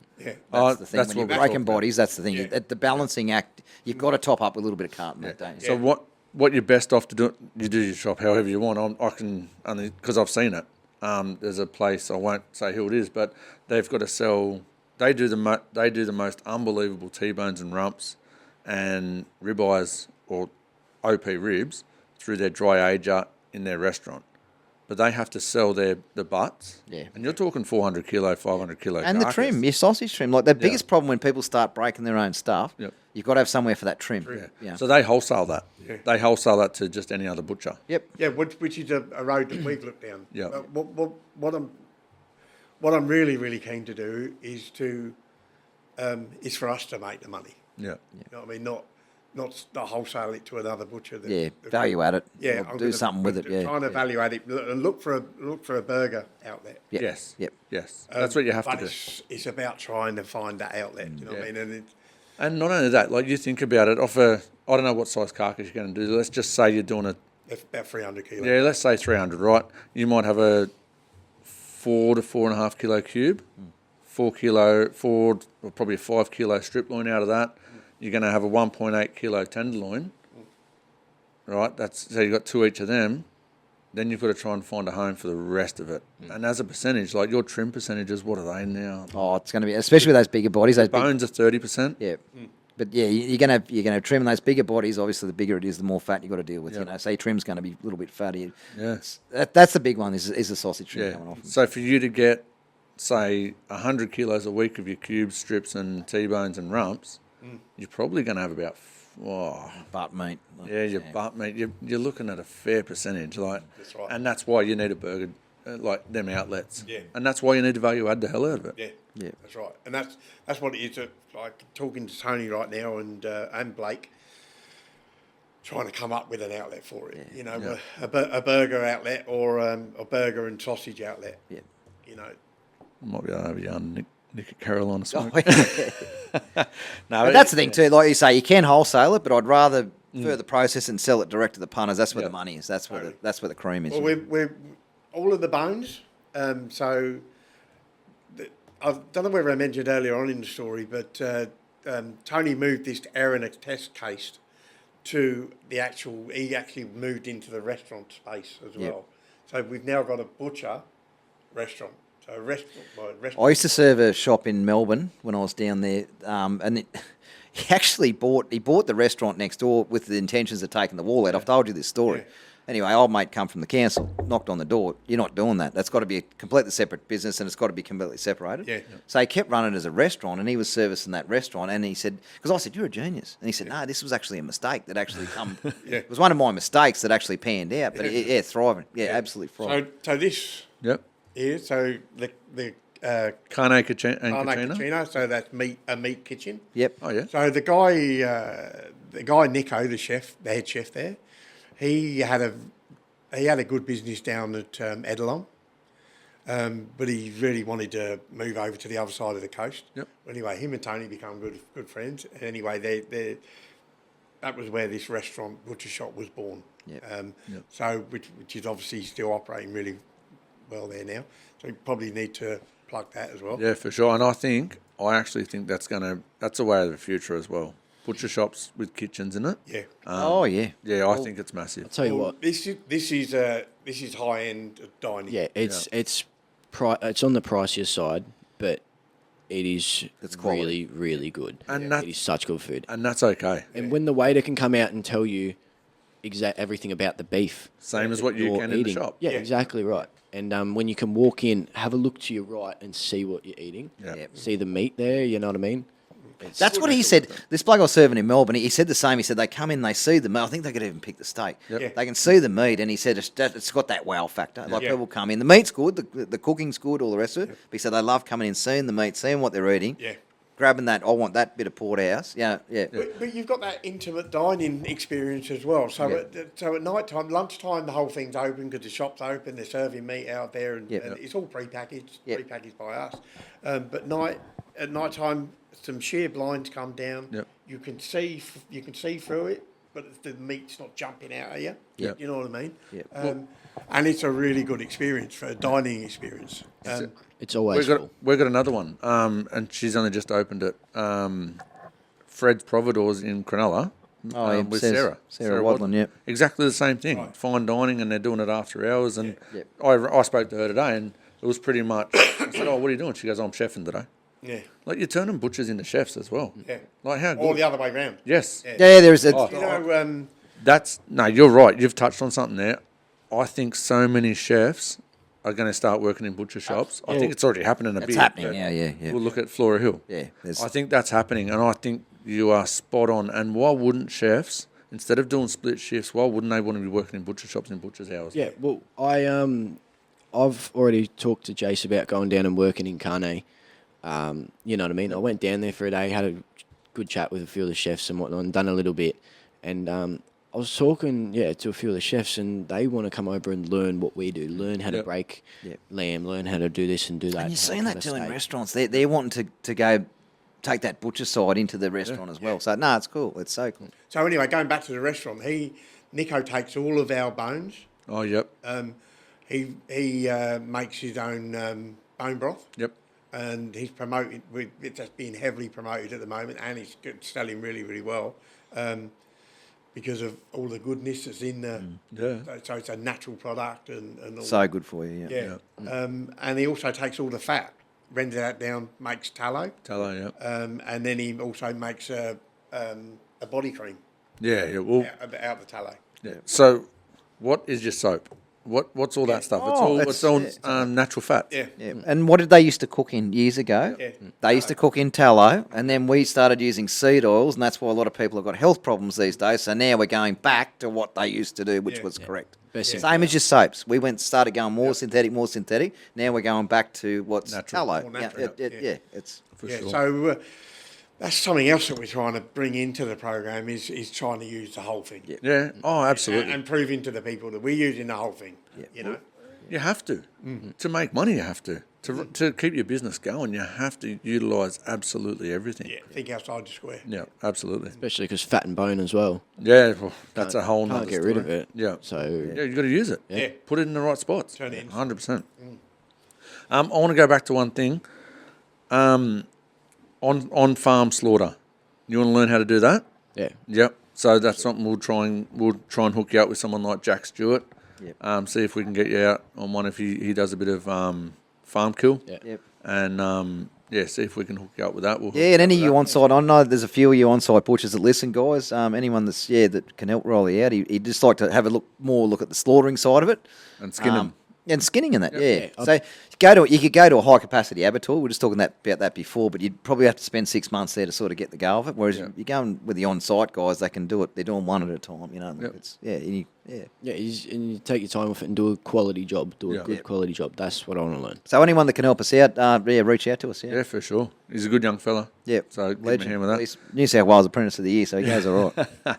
And not only that, now, I love how all the shops that win the Sausage Comp Awards, I love how they promote the Amix Sausage King. I love how they do that. How are you going to promote the fact that you've got the best apprentice in New South Wales? Yeah, well, being here and talking with you guys is one kind of platform. But, and that's why I think I asked you the question earlier, your audience now. Yeah. You know what I mean? What I want to do is I want to get him some exposure, but I don't really know how to go about that. Okay. You know what I mean? Jump on, I only just sorted out just then, jump on Ashburton Meats. They're down in Victoria. Yep. They do an unbelievable job. They've got Matty Tyquin down there, and they've got another apprentice, which I should know, but I'm hopeless. They do an unbelievable job of promoting their shop and their business, but also what they do around their apprentices and the awards they win. They do an unbelievable job. So jump on Ashburton Meats and have a look at that. Okay. Well, I think social media. We were on this before. I think social media is a big side of it. Yep. And that's something we don't do much of, but I think we're getting into. What I've spoken to Tony about is he's trying to put married Riley up with one of the other guys, a guy called Geordie who we've got working for us. He's a bit more computer savvy and Instagram kind of one of those kind of people. One thing, right? And Brandon and I talked to a fellow called the Baron. Yep. The actual Baron. Yeah, I know. Yeah, he's unbelievable. Yeah. One thing he's taught us is that, so for him, Instagram for sure. For your shop, Instagram's not going to do anything. Yeah. Okay, because it's all people that are just flicking and doom scrolling.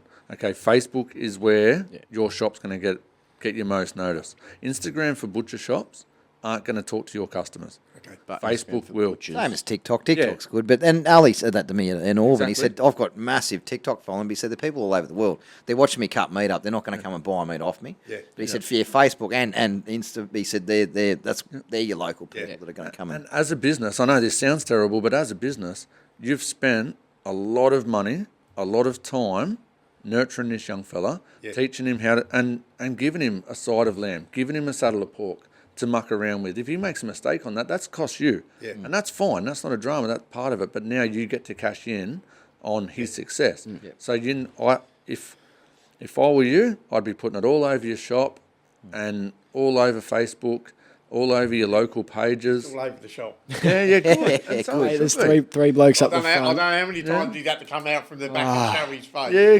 good. But that's them. Yeah. One, you should embrace it, but Yeah. two, that's them getting their money's worth out of you, and that's what a business should do. Yeah. And that's going to make them do it for the next person as well. If they cash in on you, they're going to do it for the next one and the next one and the next one. Most customers we don't even have to tell because you put the trophy on the counter, they see it. Yeah. Yeah. I'm sure that's most other butcher shops who win awards. You know? They're the ones that are already there.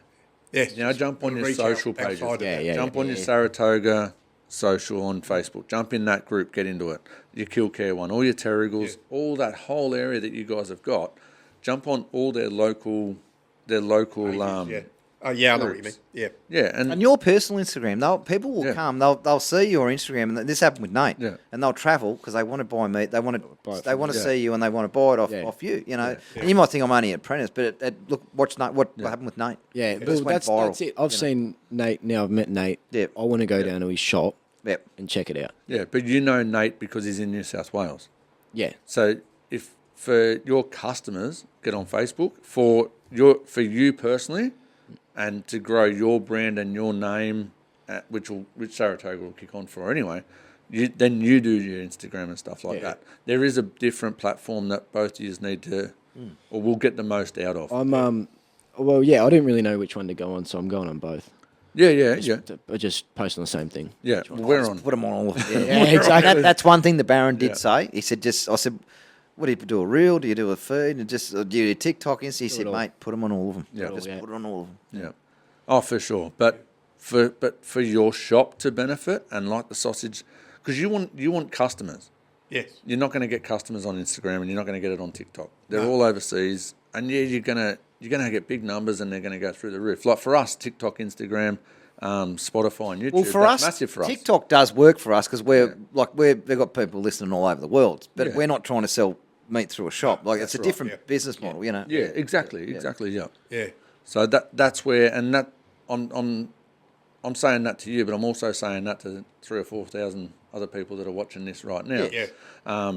That's the best way to get the most out of him and what he's done, but also what you've done for him. Yeah. And Well, it's a two-way street. I want 100%. I want exposure for him. yeah, what is it? Absolutely. It is. No, it is, and you've got to get return on investment. Yes. Because that's exactly what business is. It's return on investment, and you've invested a lot of time and money into him. Yeah. And he's rewarding you by winning the award, but now it's time for you to cash in. Get some To return. And Yeah, well- I just think your Facebook and the local pages, Yeah. group pages, just have a crack at it. I think, yeah. And that's where you'll get the most out of it. That's a job for Riley and Geordie. Yep. Get them onto that. And don't be surprised how much that actually helps. Like you're thinking, I'm going to take a butcher out doing that, but if he's good at it, you'll get reward out of that investment. What goes around Well, comes I'm around. happy to make meat look pretty and take photos of it. There you go. Let's do it. You know what I mean? Do it. That's what I've gotten out of this young fella. Right? That's good. That's really, really good. All right, you ready? Yeah, let's go. You ready for your questions? Yep. The dreaded 5 questions. But I actually warned him. He normally stitches them up, but he. I actually done it right. Rightio. Oh, I did Now this is for both of you, right? Who is your biggest inspiration to date? That's for you to start with it. Go, Rolly. Biggest inspiration? You can make him blush if you want. No, I don't know. There's a few. So probably as of recent, it'd have to be that Nate the Butcher. Yep. Another one would NTB. be NTB, yeah. yeah. He's just looking at some of the stuff that he's done, and he's doing 22, buying his own shop, Yep. knowing what he knows, doing what he's doing. It's just unreal. And another one would probably be Tony. Yep. You know what I mean? Yep. Coming in and doing all that. It's really cool. Yep. And, Tony, Jace, the young blokes that have come before you. Yeah. Yeah, it's good. Yeah. Exactly. Excellent. Yeah? Yeah, probably Tony. Yep. In recent years, probably Tony. You know, if I was to backtrack to the early days, it would be a guy I worked with, my original boss, probably like I am to Riley. Yep. He was so good to me, a guy called Bob. Yep. He's passed away now, but yeah, he was a great inspiration, a driving force behind me wanting to do well at what I did, about quality, only about quality. Yep. You know, never wanted to mix around in that shit environment. You know what I mean? Always wanted to be involved in quality. Yep. And I've just been very fortunate to be, be here in Australia working in a quality setup. Not a bad part of the world either. Yeah, no. No, and having Tony now Yeah. to just give me the tools that I need to do my job really, really well, and help him grow his business. Yep. You know. No, excellent. And, This Tony sounds all right. Another one, probably most people know, Brett Laws. Yeah. Yeah. So you go down and Who's he? He's some world champion or something. yeah, something like that. Brett Laws. I met Craig Munro. He's got a Isn't he a champion? fella. Absolute legend. like Mark Edwards. You know, you mention them all, man, because it's He's very good, that Mark. Yeah. yeah. We So, might have a yarn to him soon. We'd love to have a yarn with Mark Edwards, yeah. I think you've got to have it. I think we've had a couple of requests, Mark Edwards. I know you're a listener, mate, because you commented this morning. We had a couple of requests to get you on here. Brando, I got his phone number this afternoon. I rang Shannon Walker. I said, can you get We me have Mark had a Edwards couple on? of people said you've got to get Mark Edwards on. So. Yeah. So, Look, we're absolute gentleman. We're lucky to have him in our environment because we just heard the young fella mention his name. He's obviously an inspiration to He is, So, absolutely. how old are you? 17. So he's an inspiration to a 17-year-old. Yeah. He's also very highly spoken about, and I'm not going to mention her name, but Fiona Madonna Yes. Well, she was one of the ones that said get Mark Edwards on, yep. and Anne. Like she said, they both sat there and said, he's an inspiration. Yeah. So you're talking like, And he's told. are you different? Well, he's told me about them. yeah, exactly. Oh, they're great. Yeah. They had a good shop. Yeah. They had a great shop. So, no, unreal. Like I mean, Mark helped. You know, he took me in. I went over to Mark's place and he showed me how to mix up the sausage meals and make the batches from scratch. That's a lifetime experience in that. Yeah. Yeah. We're- like I One say, of the best, yeah. Going back to again, we're really, really lucky to have him in store because we're working closely with him, making sausages like via his recipes and feedback that we're getting through the shop. And we have 2 on display every week, and it's called our signature range. We charge $3 a kilo more for them, Yep. and it's just a win-win. You're getting value out of him. Yeah. You're value adding him. Yeah, That's and, excellent. No, you are. and his value on our counter. Do you know what I Yeah. mean? Not only selling his products that he knows he can stand behind, but selling our products that, again, he can stand behind. Is that a fair few successful shops? Just Yeah. No, he's a ripper. Yeah. Right. Favourite cut of meat and how you're cooking it? Oh. All right. All right. So, beef. Beef cordon bleu or? No. No. I can't get over the black onyx sirloin. Yeah, I right. cannot get over those black onyx sirloins. They are just too good. All right, how you cooking it? Barbecue. Yeah. Are you putting one of them on top so it sears the whole smash lot? it. Take this one over here. You won't get them, mate. That's security at the door with that. Unreal. No, but you know, you got all your steak spices and all that shit, Yeah. but you can't beat it. And lamb, definitely lamb shoulder. Might give you a Hamish. Oh, look, yeah. Might give you a Hamish rub to take home. Give him a Hamish rub, yeah. Yeah, I think so. That's our little Hamish rub there. It's good on steak. He's got his own. He's got his own. He thinks he's good, yeah. What are you doing? Lamb shoulder, Lamb shoulder. slow roasted lamb shoulder. Yeah. Sunday afternoon. Yep. Neck in, neck out. Yep. Neck in. Yeah. Absolutely. Absolutely. Bone in. Yeah, bone in, kind of Italian style, tomato, garlic. Win. That's a win. Yeah. Yeah, I mean, you can have the best steak in the world. I'd still take that. That's unreal. That is unreal. Yeah. I can't live off nice steak forever. What's your favourite product to produce? Oh. You can go first if you want. Yeah. Have a think about it. Hey, I love making sausages. Yep. I don't mind making sausages at all. I made sausages today with Levi. You be in that same boat. When you love your snags, don't you? I He do. loves making snags. He makes Yeah. snags in his spare time. Yeah, You know, like, that's my favourite thing to do. I love it. Yeah. I go home and I think, I'm going to go walk the dog, I'm going to walk on the beach, have a few beers. I said, what are you going to do? He goes, I'm going to go and make sausages. I went, yeah. Why not? You know? I mean, there's nothing better than cutting a nice tray of lamb cutlets or something like that, but I do like to make sausages. Yeah. I don't mind making sausages. Yeah. A flavoured snag or just a really good plain one? Any of them? Any of them. Yeah. Any of them. I think there's a lot of love goes into sausages. You know what I mean? A lot I do of, too. people don't people don't give a good sausage maker credit for. Yep. He's very, very picky with his sausages. Yeah, but Yeah, but you get a good snag. I'll enjoy it if I get a proper butcher top end snag. I don't really give a shit what it costs. I go home and you thoroughly enjoy it. I'll take and even a good rissole to a point. You know, there's days where I just want to cut the snag and a rissole. Happy days. You know. I made a beef, spinach, feta, and pine nut snag for the boys once. I made it at home and I brought them in, and Brandon still talks about it. And that would have about 3 or 4 you know, years ago. Bill, yeah, and the you did a jalapeno. Yeah, you did. You had a couple of real winners. You know. Yeah, Yeah. pork You know what, I had pork a- jalapeno and cheese I done. This morning I had a chili con carne sausage. Yep. Yeah. Mark Edwards recipe, and I thought to myself, I probably should take the boys a kilo up. Oh, yes, you definitely should have. The day got away from me, and Yeah, I yeah. just didn't think about But the it. creativity level that you can do into a sausage these days, I can see why you do get hooked on it because sausages in the last 10 years have just gone leaps and bounds, and you can. It's really a blank canvas, isn't it? A sausage. What do you want to put in it? Yeah. It's like Jared at Lockhart. Yeah. He made a taco.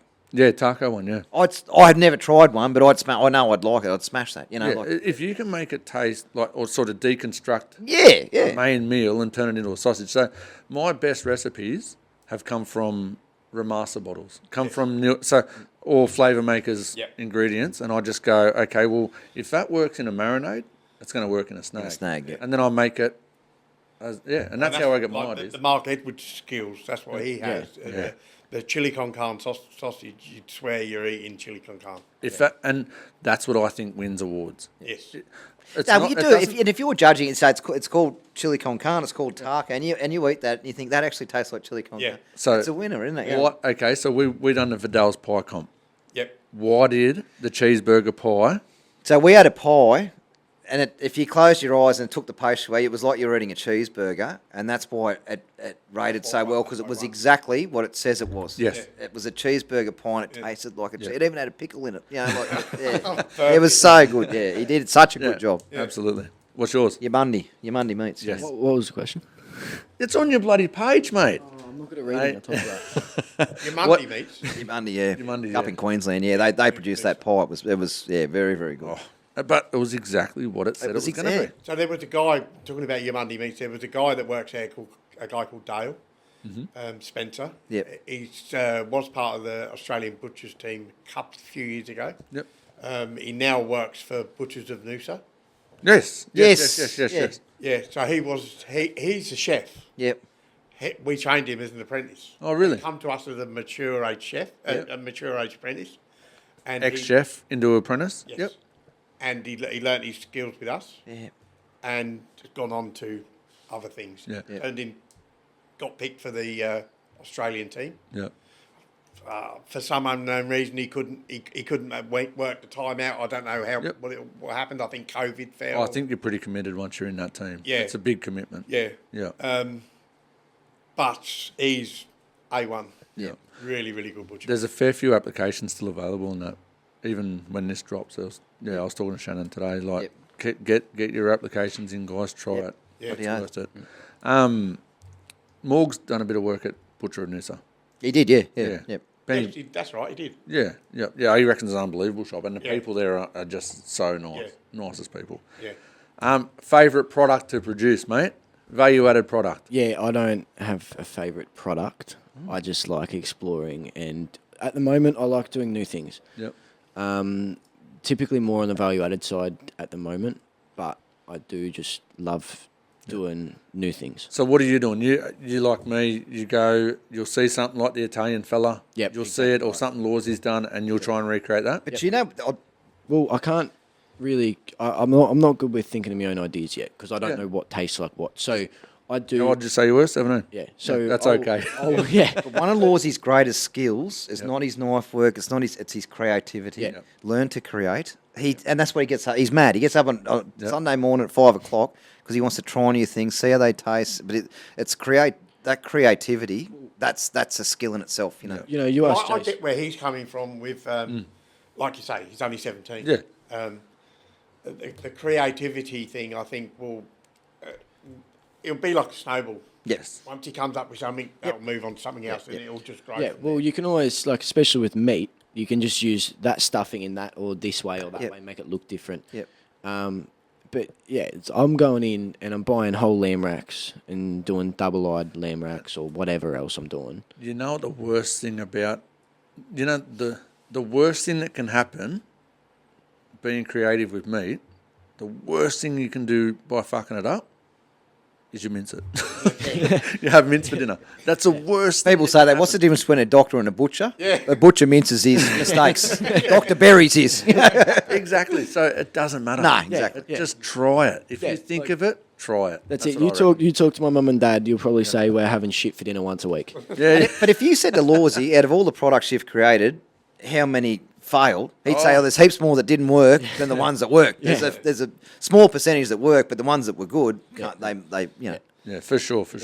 You just said something. Double-eyed cutlets. What's the go there? So How do you do that? I seen something on Instagram or Facebook or whatever it was, and I went up to Jason and I just said, "Hey man, I want to try this." So I bought a lamb rack. You cut the back down and Yeah. So what do you mean you cut the back down? so you got a whole lamb rack brisket on. Yep. And then Breast you- on. Breast on lamb rack. Breast Yep. on, Yep. yeah. Yep. And then you take your brisket bone off up the top, Yep. and then you So cut your down- soft bone, like a Yeah, pork soft yeah. bone, you take that, rip that out. Yep. Yep, and then you just cut down your bones. Yep. So down the back of your bones so the meat falls away. Yep. Take your scapula out. Yep. Trim it up, and then bash the fat out. Bash that back out. So it's Like a loin tail. Yep. You bash it. Yep. Exactly Yeah. like a loin tail. So you're just whacking it out. Yep. And then I guess you just get whatever stuffing you want.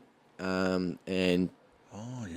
Roll it so you got yeah, two eyes. yeah. So you Yeah. got So two eyes. you're rolling a stuffing. Stuffing eye. Yeah, so you're Okay. rolling stuff. You can use whatever you want. Okay. So what I thought when you said a double eye cutlet, I thought you were actually going to denude a backstrap, throw that in there, and then roll that. So you've got two meat eyes. Yeah. I think We did one at work, didn't we? You did one at work, yeah. Because I saw it and I thought that looks so cool, and, Yeah. and we had Mark to play around with it. And The thing I regret doing is not taking more photos of that double-eyed cutlet rack. I reckon it looked cool. Yeah. I see you done one. Yeah, I got photos. Yeah, Do- so on the do- Instagram, mate. Do one on Friday. Go into work and do one on Friday and take 1,000,000 photos of it. Yeah, it's really There you go. expensive though. That's very expensive. Yeah, but it'll be worth it. Yeah, it was. It was really good. But yeah, stuff like that, or I'll buy a whole lamb loin and just Yep. chuck some stuff in the middle, string it, just to learn how to bone it out, Yep. or to learn how to, you know what I mean? Yeah, I know exactly what you mean. Yeah. I'll show you some photos on that camera later. Yeah. Yeah. So that's where I enjoy it. That's where I have fun. Yeah, doing no. all that sort of stuff. Excellent. What does your ultimate Sunday arvo look like? Not yours, because what's your ultimate Saturday arvo looking like? Relaxing, chilling out. How do you relax? Chilling out. He's thinking of the right answer. Not what really happens. Not Not what a 17-year-old. as well. We don't know what, I know what I was doing when I was 17. What I want to be doing? Yeah. Riding my bike, going for a fish, Beautiful. Yep. chilling with the missus. Yep. Beautiful. What's her name? You better give her a shout out, because if you don't, you're going to be in I'm gonna all be in sorts of shit. trouble. Odette Bramston. Adet Brampton. That's Very all good. Right out. Very good. Now you got a shout out. You're in the good books. Sunday arvo, mate. What are you doing? Shoulder lamb. Yep. Just chilling Slow out. roasted shoulder lamb at home. Yeah. Hopefully the family drops in and says good day. Yep. But yeah, a couple of home brews. Yeah, bloody hell. I don't want homebrew. What is next for Riley Homer? Yeah, Christmas. Yeah. That's a big Yeah, we're part. coming into it, aren't we? Yeah. And I'm on the hams. But once we get past the Christmas, I think I'll be out exploring a little bit, learning a bit more, and doing a bit more stuff with a bit of. I want to try and do a bit more stuff, even on my days off, with a few other butchers, Yep. and a few other cultural butchers. You know what I mean? Really? Yep. We can look it up. But next, I got the next competition, the Nationals in March. Yeah, March, Where are they at? March next year. That's South. Victoria. Victoria Fair. Really? Yep. Yeah, Melbourne. So So that's a bigger event in that it's over 3 days. Yeah. So that's why I was a bit Yeah. confused about how long it takes. So Yeah. there's Okay. one day on the meat, 2 days on the meat, and then the third day is the dinner. Yeah. Yep, So it's a bit more involved this time round. Yeah. Yeah. we And think. you guys will help him out with that and Absolutely. Yeah. send him down there. Will you send someone with him or? Well, what- so- I'll probably go. Yep, He's beautiful. coming, and me mum and dad are coming, me girlfriend's coming, Yep. you know, all that. Beautiful. So Beautiful. I've got support. Yeah. Good. Yeah. And that's a big thing. That's And then- excellent. Yeah, and then the plan after that is hopefully to go into Butcher Wars Butcher Wars Sydney, meat stock. Butcher was Sydney. Yeah, That's meat stock. awesome, man. And Have just you give- spoken to Wade Thompson yet? I have not. I'll get his Yeah, phone. we'll get you in contact with Wade. Yeah. Yeah, he's looking after all the apprentice side of it. Sweet. So what they've done now, He's a good bloke to meet. Like He's unreal. when you go to meet stock, you're going to meet so many cool people, and like I said, they're in your phone. Like they'll help you. You know. yeah. But Wade Thompson, he's helping Shannon Walker now with meat stock and the Butcher Wars, and Shannon will look after the sort of not seniors, but the non-apprentices. And Wade said, I want to get him on board. And Shannon goes, yep, love to have you. He's done 8 of them, hasn't he? He's done 8 Butcher Wars. Yep, 7 or 8. Came second in Sydney. Yeah. But what he's doing now, he's not going to compete. But he has said, I want to do it, but I want the apprentice to have their own category. Yeah. I think it was a great. Yeah, that's a great point. He was passionate. And Shannon Walker jumped straight on the back of it, so obviously, Yeah. yeah. So no, that's something that's really good. But we'll put you in touch with Wade, and I'll talk to you also. Yeah. Cheers. Perfect. I like as I've been told, I don't go in it expecting to win. I've been trying to get more apprentices in it. You know what I mean? Talking to people and shit. But Keep talking. I've been trying to get them into it because I don't expect to win. I don't think they should expect to win. It's just go in, have a crack. But there will be an experience. apprentice category. Yeah. So There- you will in all 3, or I don't know about New Zealand, but all 3, there will be an apprentice category Yep. for Butcher Wars. So yeah, they've got a chance to win it. Absolutely. Bloody oath. There you Yeah. go. But not only that, just practice, but watch other people. Yeah. Get around. So Craft Meat Chris, the Chris Blur, Duckwood, yep. yeah, the Blur, Blur. yep.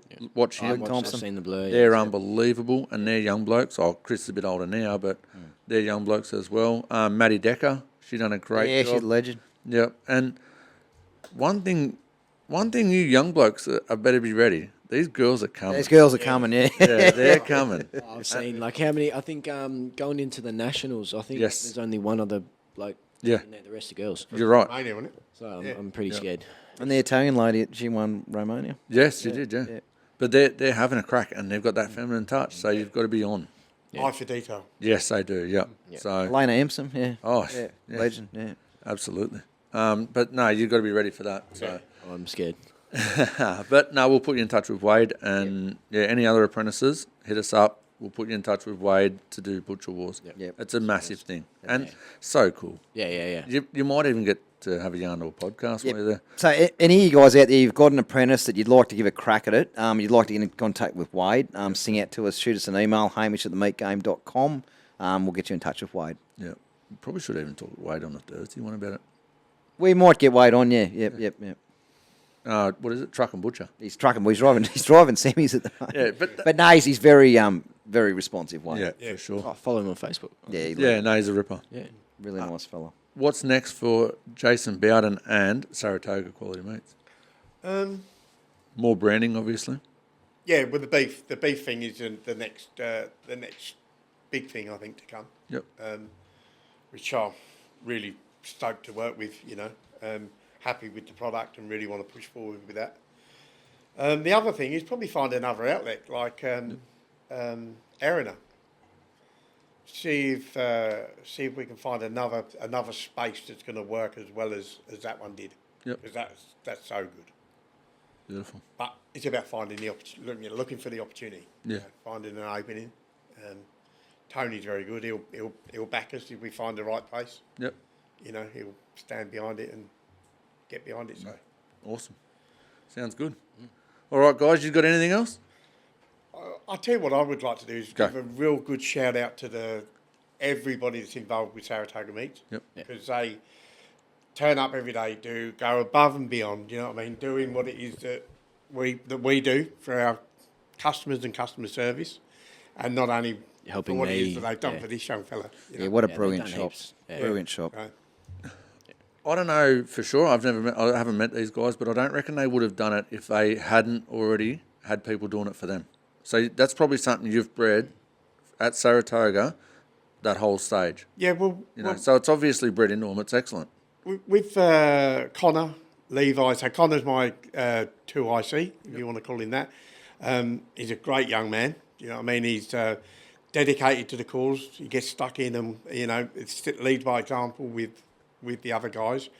Levi, the same. He looks after, has a spot in the shop that he treats like his own. Yep. You know what I mean? And turns up and delivers every day. Do you know what I mean? It's not very often he has an off day. Yep. Well, it's not very often any of them have off days. Do you know what I mean? But Tony, for me, Tony is the one who's built that culture, that want and desire to do well. Yep. And as long as that's happening, we're gonna be working in a good environment, a good shop For a long time. for a long time. But if he has an off day, you know, he'll pick up the slack. It's always like that. Everybody's happy to do that. Yeah. It's That's good. Great That's a place team. to work. Yeah. That's a team. No, that's good. That's excellent. That's excellent. Like, It's good to hear.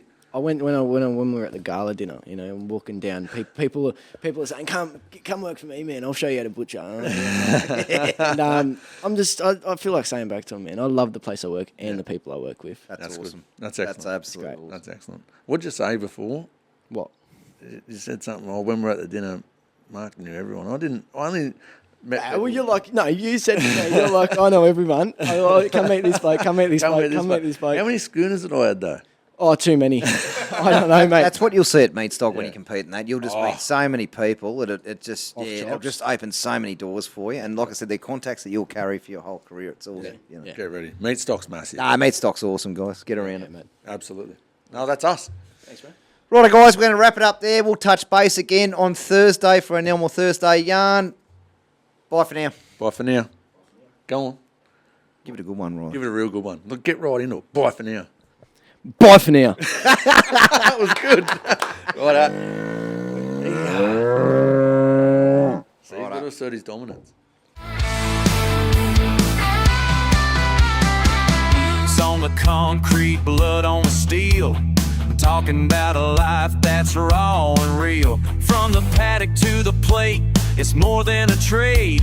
Sweat, grit, and muscle, how legends are made.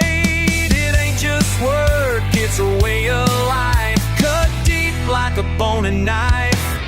Welcome to the Meat Game Podcast, where the bulls run wild and the stories last.